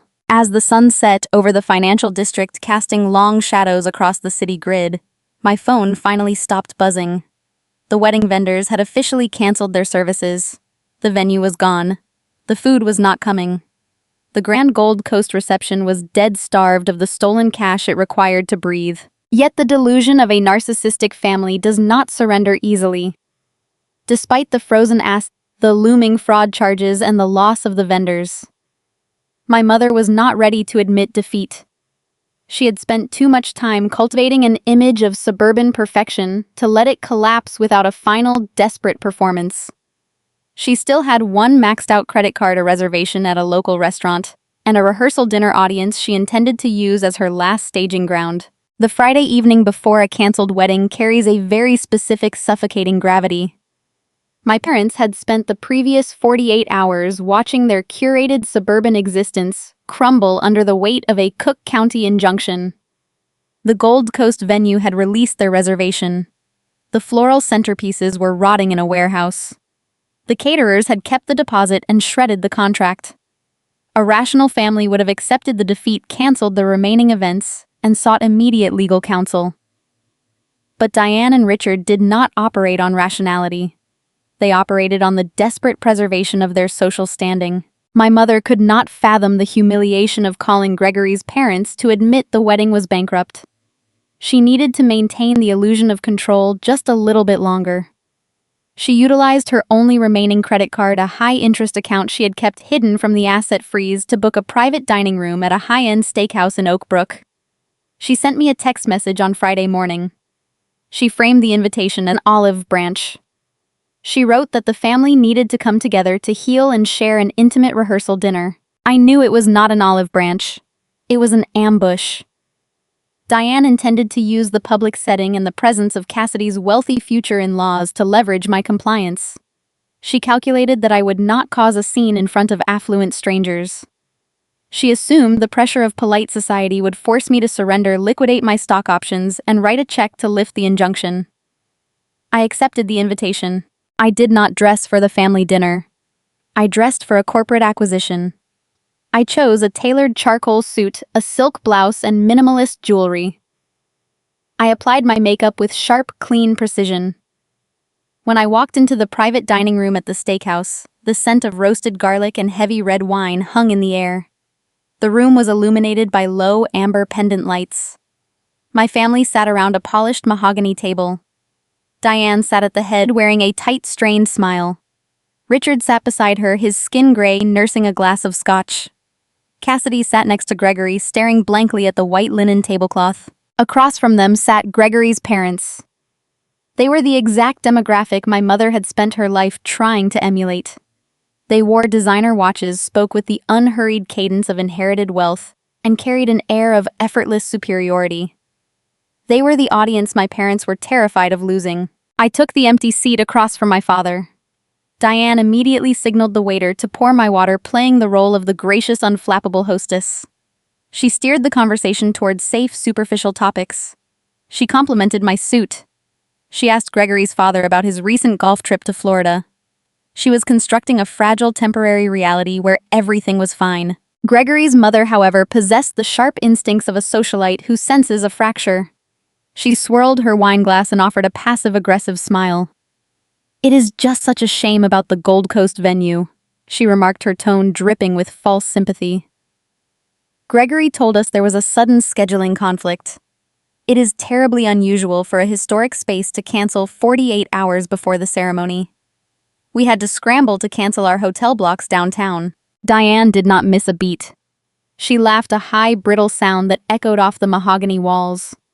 "It was a mutual decision, really," Diane lied smoothly. Cassidy realized a large ballroom just felt too impersonal. We decided we wanted something intimate, something focused on family, rather than spectacle. Cassidy looked down at her lap, her shoulders hunched. She was grieving a party she had never earned, mourning an illusion she could no longer afford. The waiters arrived, clearing the salad plates and pouring more wine. The ambient noise of the restaurant provided a low hum of background chatter. Under the cover of this noise, Richard leaned across the table. He rested his forearms on the white linen and locked his eyes on mine. His face hardened into the authoritative, intimidating mask he used during corporate performance reviews. He dropped his voice to a low, commanding register intended only for my ears. "You are going to fix your mess," Bridget Richard demanded. His tone was heavy with the expectation of immediate obedience. "I spoke to the bank today. The injunction is strangling us. You are going to call your brokerage firm on Monday morning. You will liquidate your company stock. You will wire the funds to the investment firms, settle the debt, and get this freeze lifted. You owe your sister this wedding. You owe us for raising you. You are going to make this right." He expected me to lower my eyes. He expected me to nod, terrified of causing a disruption in a room full of crystal glasses and wealthy guests. He thought the rules of suburban politeness would serve as his shield. I did not lower my voice. I did not lean in to match his secretive posture. I sat back in my leather chair, rested my hands on the edge of the table, and spoke at a clear conversational volume. The sound carried perfectly across the mahogany wood. "I cannot fix a felony wire fraud case, Dad," I said. The clatter of silverware ceased. The ambient conversation at the table died instantly. Gregory's mother stopped swirling her wine. Every eye in the private dining room turned toward me. Richard turned pale.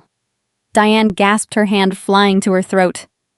She tried to issue a warning, whispering my name in a panicked hiss, but I ignored her. I maintained the steady clinical tone of an auditor reading a final report. "You did not experience a scheduling conflict with the venue." I continued, looking directly at Gregory's parents. "My father utilized a limited proxy document to secretly sell my downtown condominium to a corporate investment firm. He hid a municipal condemnation warning and a 6-figure structural assessment from the buyer. He signed fraudulent state disclosure forms to secure a fast cash payout to fund this wedding." Gregory's father set his napkin on the table. His expression shifted from polite confusion to rigid alarm. Richard tried to interrupt, stammering about a misunderstanding, but his voice lacked any conviction. "The buyer discovered the fraud 2 days ago," I explained smoothly. "They filed an emergency injunction in Cook County Circuit Court. A judge froze every bank account associated with my parents, which is why the venue check bounced and the caterers canceled. The money you thought was funding this marriage is currently locked inside a federal investigation. My parents are facing devastating civil litigation and potential criminal charges. I am not liquidating my stock options to pay their legal restitution." The silence that followed was total. It was the sound of an entire social facade shattering into dust. The illusion of the perfect, prosperous family evaporated under the harsh fluorescent light of undeniable truth. Gregory's parents did not ask for clarification. People who spend their lives protecting their wealth and reputation do not require a second warning when they are sitting next to a liability. They recognize the severe, contagious danger of associating with individuals facing fraud charges. The social contamination was immediate. Gregory's father stood up. He did not look at Richard or Diane. He looked at his son. "Gregory, get your coat," his father ordered. The command was sharp and final. "We are leaving." Diane scrambled to her feet, her chair scraping loudly against the floor. "Please," she begged, reaching a hand out toward them. "Please, it is a private family dispute. Bridget is just upset. She is exaggerating the paperwork. We can explain everything." Gregory's mother retrieved her designer purse from the back of her chair. She looked at Diane with an expression of pure, unadulterated disgust. "There is nothing to explain," she said coldly. "We do not align ourselves with criminality." Gregory stood up, looking pale and deeply embarrassed. He did not look at Cassidy. He did not offer a word of comfort to the woman he was supposed to marry in less than 24 hours. He simply turned and followed his parents out of the private dining room. The heavy wooden door clicked shut behind them, leaving a chilling echo in its wake. Cassidy let out a sudden, ragged sob. She buried her face in her hands, her shoulders shaking as the reality of her ruined future settled over her. The wealthy in-laws were gone. The Gold Coast wedding was dead. The social climbing dream had been permanently erased. Richard sat frozen in his chair, staring at the empty spaces across the table. His corporate intimidation tactics had failed. His leverage was gone. He was no longer a commanding patriarch. He was just a man facing bankruptcy and court dates, stripped of the audience he had sacrificed his own daughter to impress. I picked up my water glass, took a slow sip, and set it down precisely on the coaster. I looked at the three of them sitting in the wreckage of their own entitlement. I felt no guilt. I felt no obligation to soften the blow. I had delivered the truth with absolute chilling politeness. I picked up my silk scarf, stood from the table, and walked out of the restaurant, leaving the check and the consequences resting squarely in their hands. The quiet of a high-rise hotel room offers a specific kind of sanctuary. After I walked out of the steakhouse, I took a taxi back to the financial district. I rode the elevator to the 30th floor, unlocked my door, and stepped into the pristine silence. The air smelled of crisp linens and subtle cleaning solvents. I poured a glass of iced water from the kitchenette, walked over to the floor-to-ceiling windows, and watched the traffic weave through the downtown grid. I felt no residual adrenaline. The confrontation was over. The truth was out in the open. My only remaining task was to watch the natural consequences unfold. The fallout arrived exactly as the variables dictated. Saturday morning dawned gray and bitter, the very day my sister was supposed to walk down an aisle covered in imported white floral arrangements. Instead, the final 24 hours before the ceremony brought the total collapse of her curated life. Gregory broke off the engagement before noon.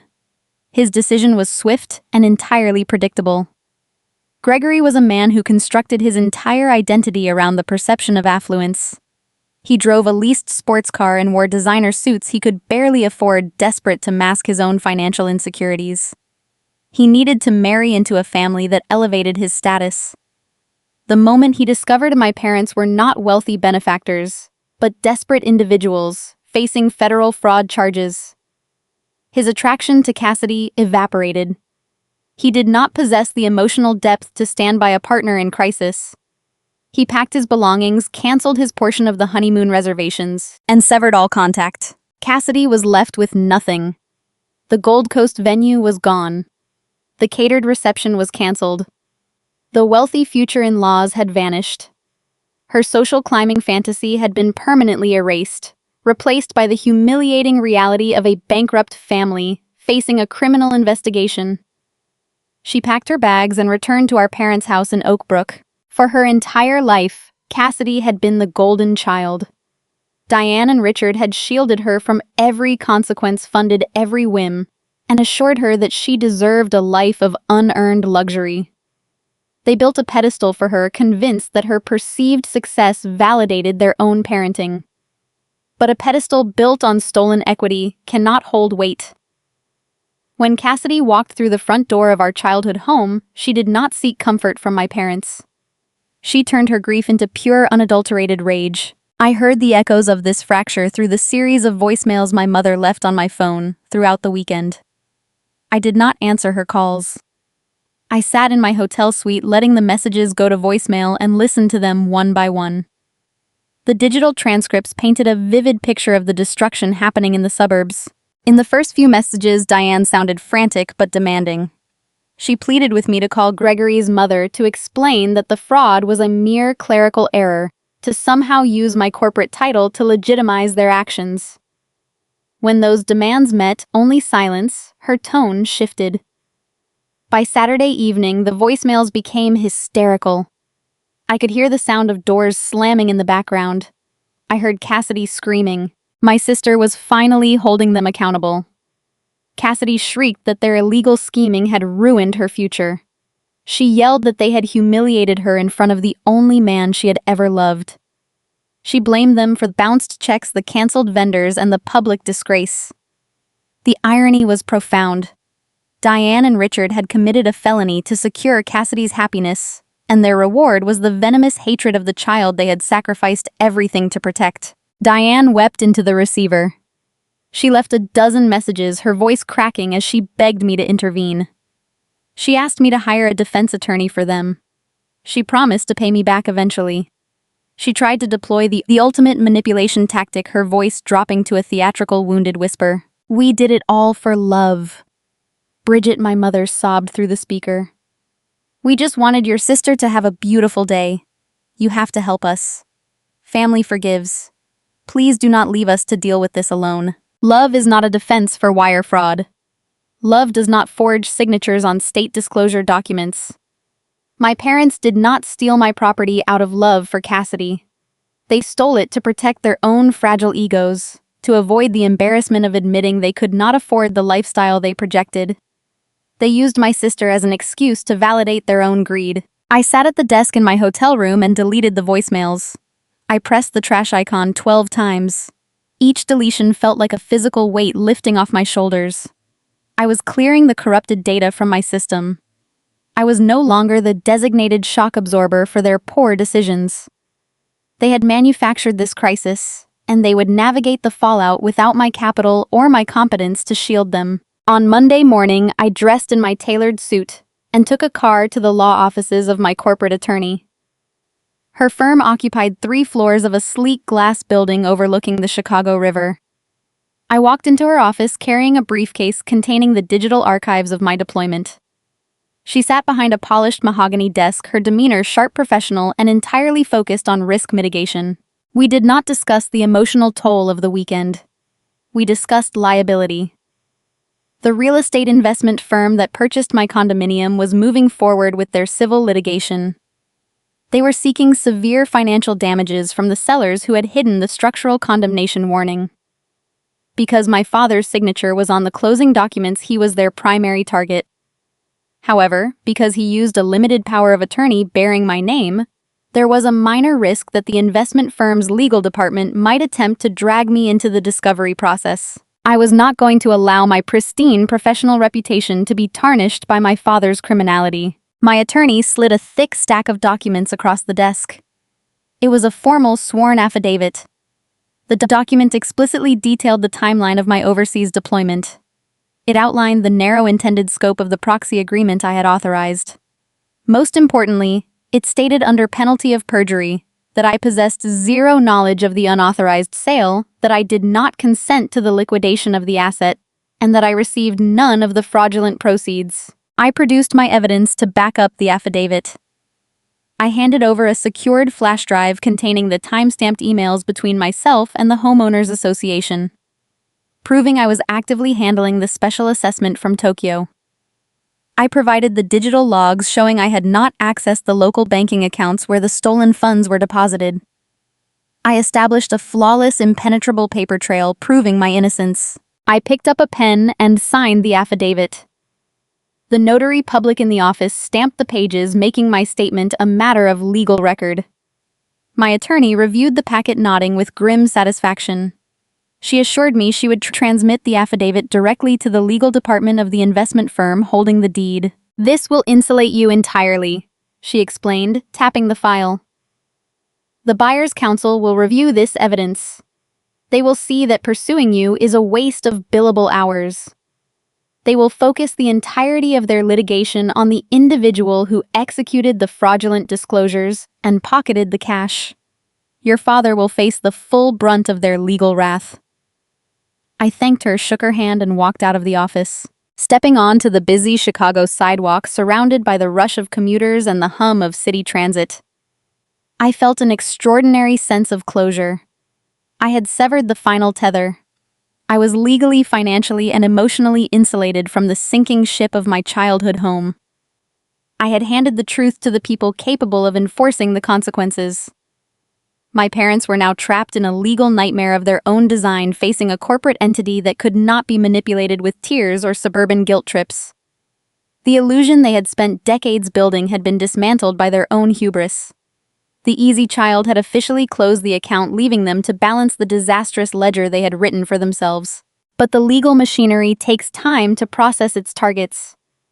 While I prepared to secure my new foundation, the reality of the $150,000 debt and the pending fraud charges began to strip away the last remaining assets my parents possessed.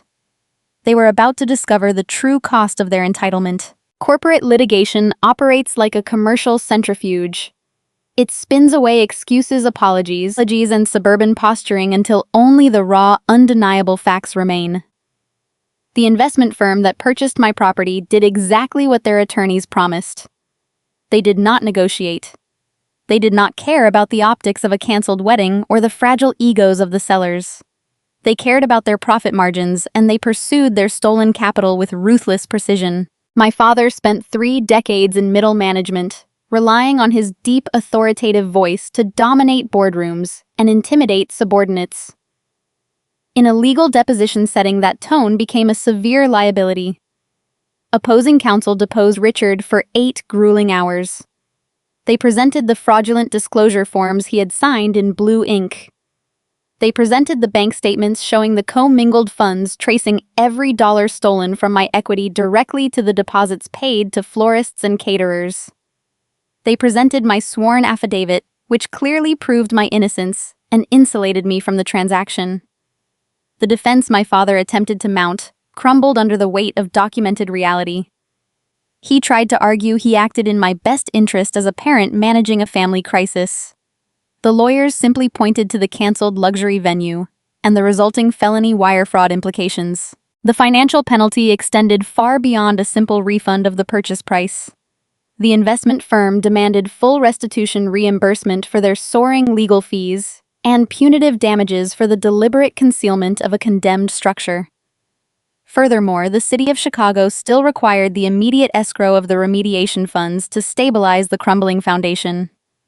The liability for that 6-figure debt rested squarely on the individual who signed the fraudulent deed. My parents were backed into a corner with zero liquidity. The frozen accounts were eventually drained by court order to satisfy the initial judgments. Their modest retirement portfolios were penalized and liquidated. It was not enough to cover the staggering deficit they had created. The math of their entitlement finally caught up to them. To satisfy the remaining judgments and avoid federal prison time, Diane and Richard had to liquidate their primary asset. They had to sell the Oak Brook property. This was the house where I grew up. It was the stage where my mother hosted her curated holiday dinners, where she polished her silver, and where my sister received endless praise for simply existing. It was the physical embodiment of their social status in the affluent suburbs. Losing the house was not just a financial transaction.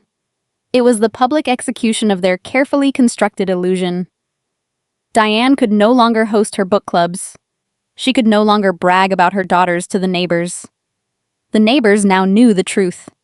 In a community where gossip is currency, a forced sale due to a fraud lawsuit is the ultimate social bankruptcy. I did not plan to gloat. Gloating requires an emotional investment I no longer possessed. I felt no lingering anger, no desire to twist the knife. But I needed to see the ledger balance with my own eyes.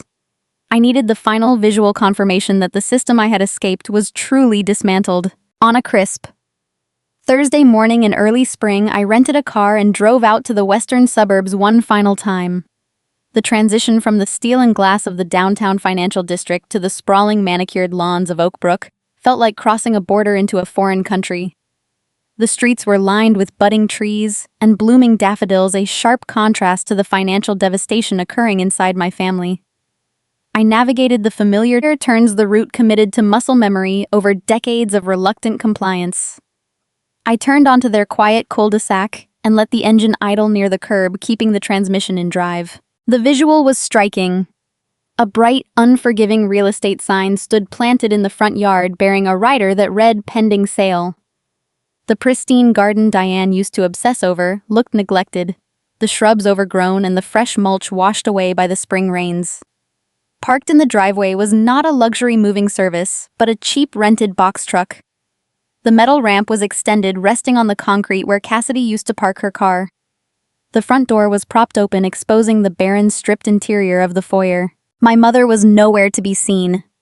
She was likely hiding inside the empty house, too humiliated to carry cardboard boxes in full view of the neighbors she had spent years trying to impress. Cassidy was also absent. The golden child had abandoned them the moment the funds dried up, relocating to a friend's apartment in the city, rather than assist the parents who had ruined themselves to buy her a chandelier. My father emerged from the house carrying a heavy box. He looked 20 years older than the man who had confronted me at the steakhouse. His posture was stooped, the rigid corporate authority replaced by the exhausted shuffle of a defeated man. His clothes were rumpled, his hair unkempt and thinning. He walked down the metal ramp, his breathing labored under the weight of his own belongings. He set the box inside the dim cavern of the truck and paused to wipe sweat from his forehead. As he turned back toward the house, his gaze caught the reflection of my idling vehicle. He stopped. He recognized the profile of the car. He looked through the windshield and met my eyes. For a fraction of a second, the old programming flickered to life across his face. A spark of expectation ignited in his posture. He stood a little straighter. His hands twitched at his sides. I could see the gears turning in his mind, operating on a decade of established precedent. He was waiting for the easy child to step out of the car. He expected me to put the vehicle in park, walk up the driveway, take the heavy box from his hands and offer a solution. He still harbored a fragile, desperate hope that I would revert to my designated role.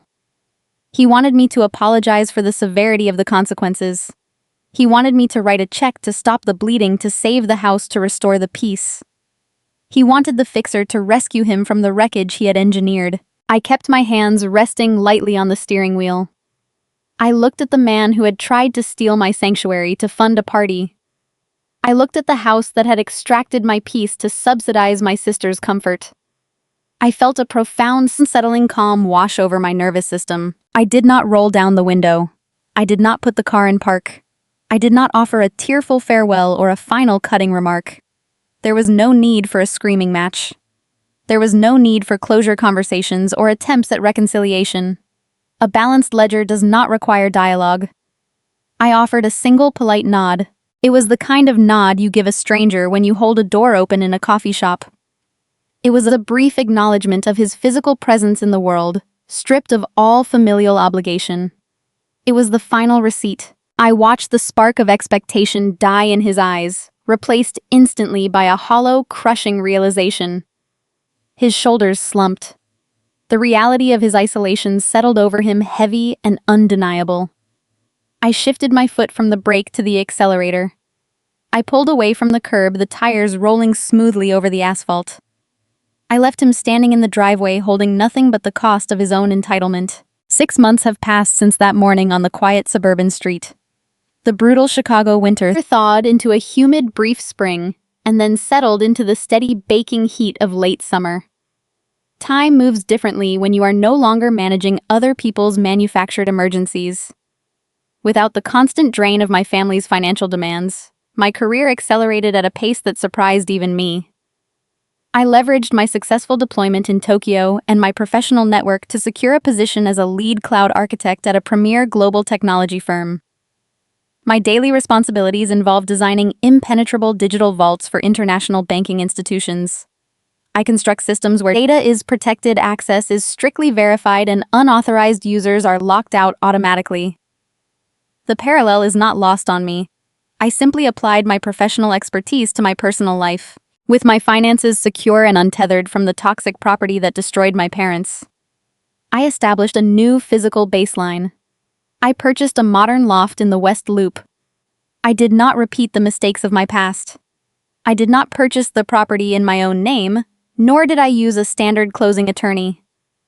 I hired a firm specializing in asset protection. They established a blind trust, and the trust formed an anonymous limited liability company. That company holds the deed to my new home. My name exists nowhere on the public county registry. If someone searches the tax database, they will find nothing but a corporate shell. The loft itself is a sanctuary of concrete exposed timber and reinforced glass. The ceilings are high, the natural light is abundant, and the silence is profound. I intentionally did not furnish a guest bedroom. I have no intention of hosting relatives who believe my peace is a commodity they can spend. My space is curated for my own comfort, filled with art I selected and furniture I paid for with my own clean earnings.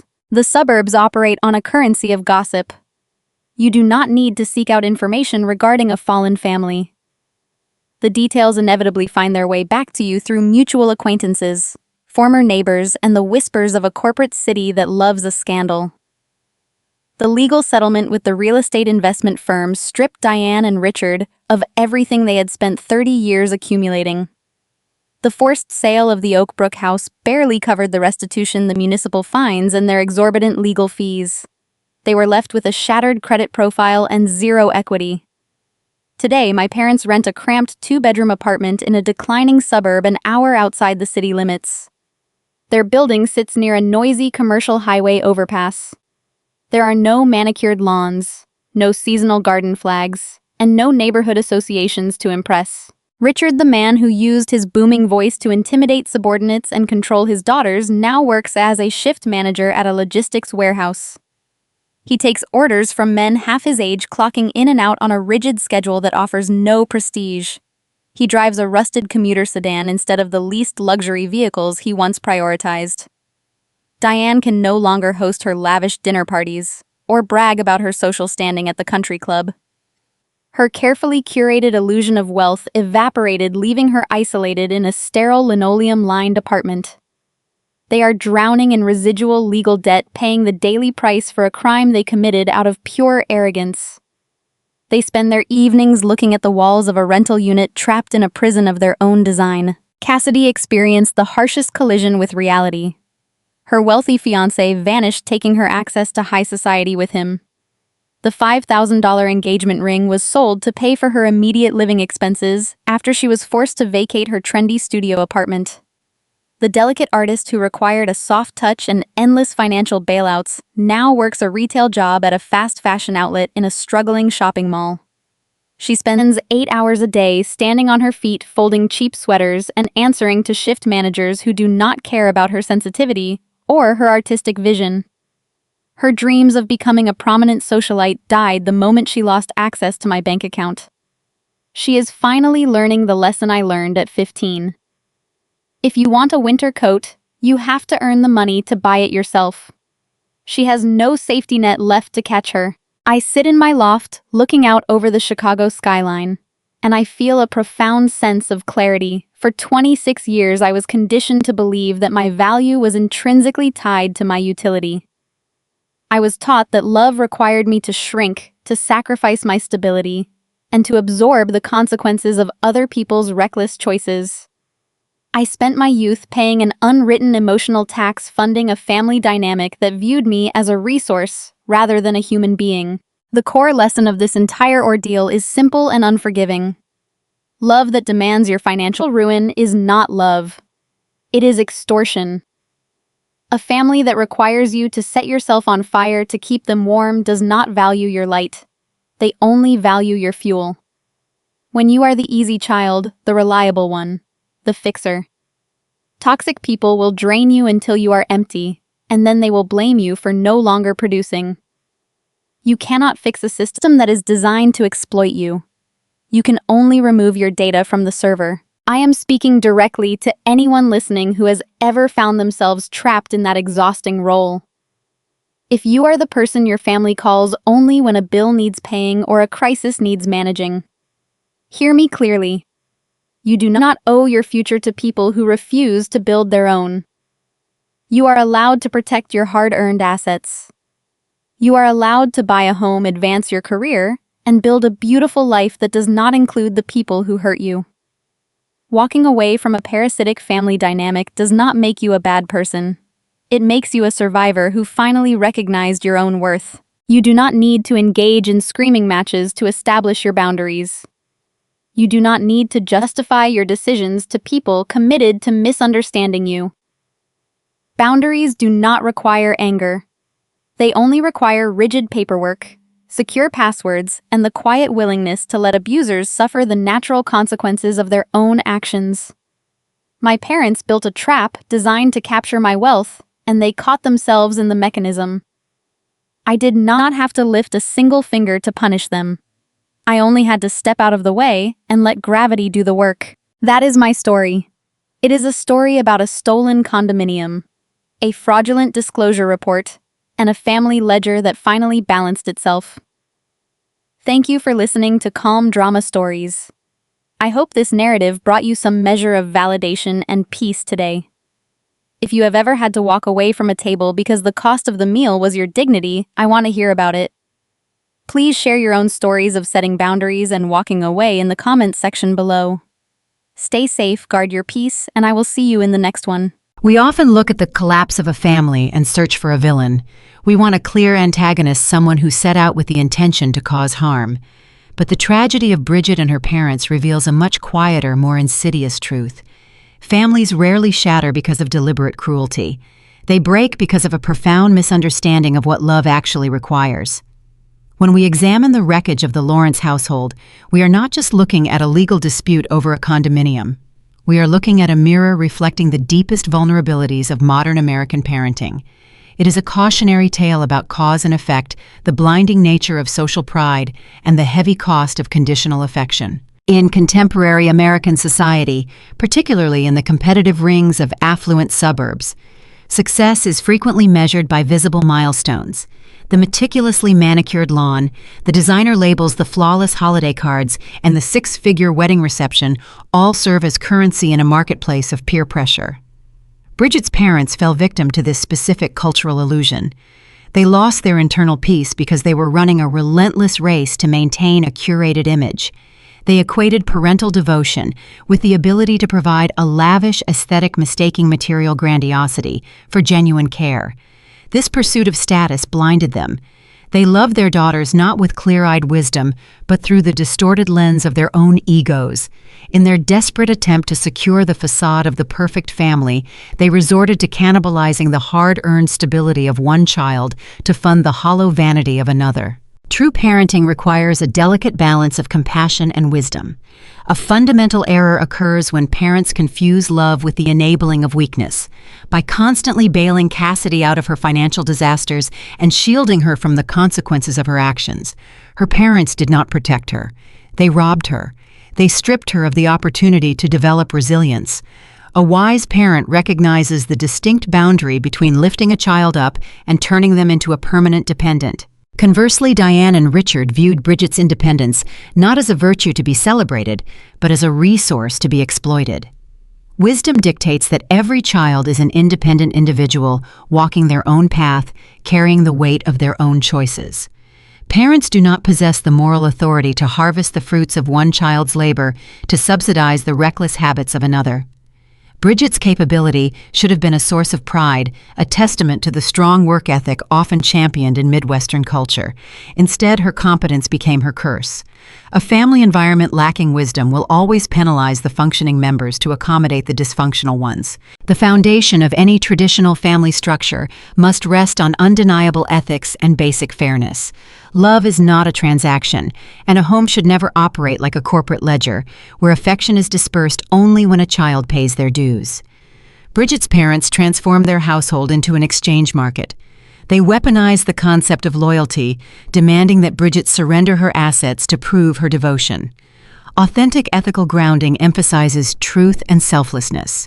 When parents resort to deceit, forging signatures, and committing fraud to save face, they dismantle the moral core of the family unit. They use the word family as a shield to justify actions they would condemn in any other context, but the universal law of cause and effect remains indifferent to bloodlines. The consequences of their dishonesty materialized swiftly, resulting in the loss of their home, their reputation, and their daughter. You cannot plant seeds of deception and expect to harvest loyalty. When parents fail to model fairness, they teach their children that trust is a liability. Bridget learned that her boundaries would only be respected if they were enforced by binding contracts, a heartbreaking reality for any child to accept. A crucial element of raising capable adults is instilling the willpower to face difficult truths. Bridget's parents failed to cultivate this strength in Cassidy, leaving her entirely unequipped to handle the storm when the money finally vanished. More tragically, the parents lacked the courage themselves. It takes immense willpower for a parent to look at their child or their community and admit they simply cannot afford an extravagant lifestyle. If Diane and Richard had possessed the bravery to relinquish their pride, to say no to a venue they could not afford, they would not have lost everything. Teaching a child to navigate disappointment and rebuild after a failure is a far greater inheritance than a funded wedding reception. The story of this fractured family serves as an urgent call for mindfulness. It asks parents to turn their gaze inward and examine the root of their choices. When you plan the grand event or purchase the expensive gift, is the motivation rooted in the child's authentic happiness, or is it driven by a fear of societal judgment? Letting go of the ego brings a quiet, enduring peace that no amount of status can replicate. We must observe how we treat the different temperaments under our roof. We must guard against transforming our responsible children into endless reservoirs of support, just as we must stop turning our fragile children into victims of our own overindulgence. Gia đình nên là nơi bồi đắp tâm hồn, là nơi thực hành tình thương vô điều kiện, chứ không phải là nơi diễn ra các cuộc bóc lột nhân danh tình thần. Families should be sanctuaries for the soul places, where unconditional love is practiced, rather than spaces where exploitation occurs under the guise of kinship.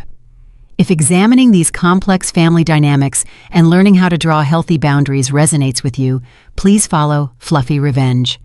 We explore the quiet strength it takes to break toxic cycles and the power of walking away from tables where love is only served with a bill. We are all architects of the families we raise. We lay the bricks with our daily choices, our unspoken expectations, and the truths we are willing to face. Sometimes the most loving thing a parent can do is allow a child to fall, just as the most loving thing a child can do is refuse to be the cushion. When the noise of the neighborhood fades and the guests go home, we are left only with the foundation we built. You have to wonder when the lights finally turn off in your own house, what exactly is holding the walls together?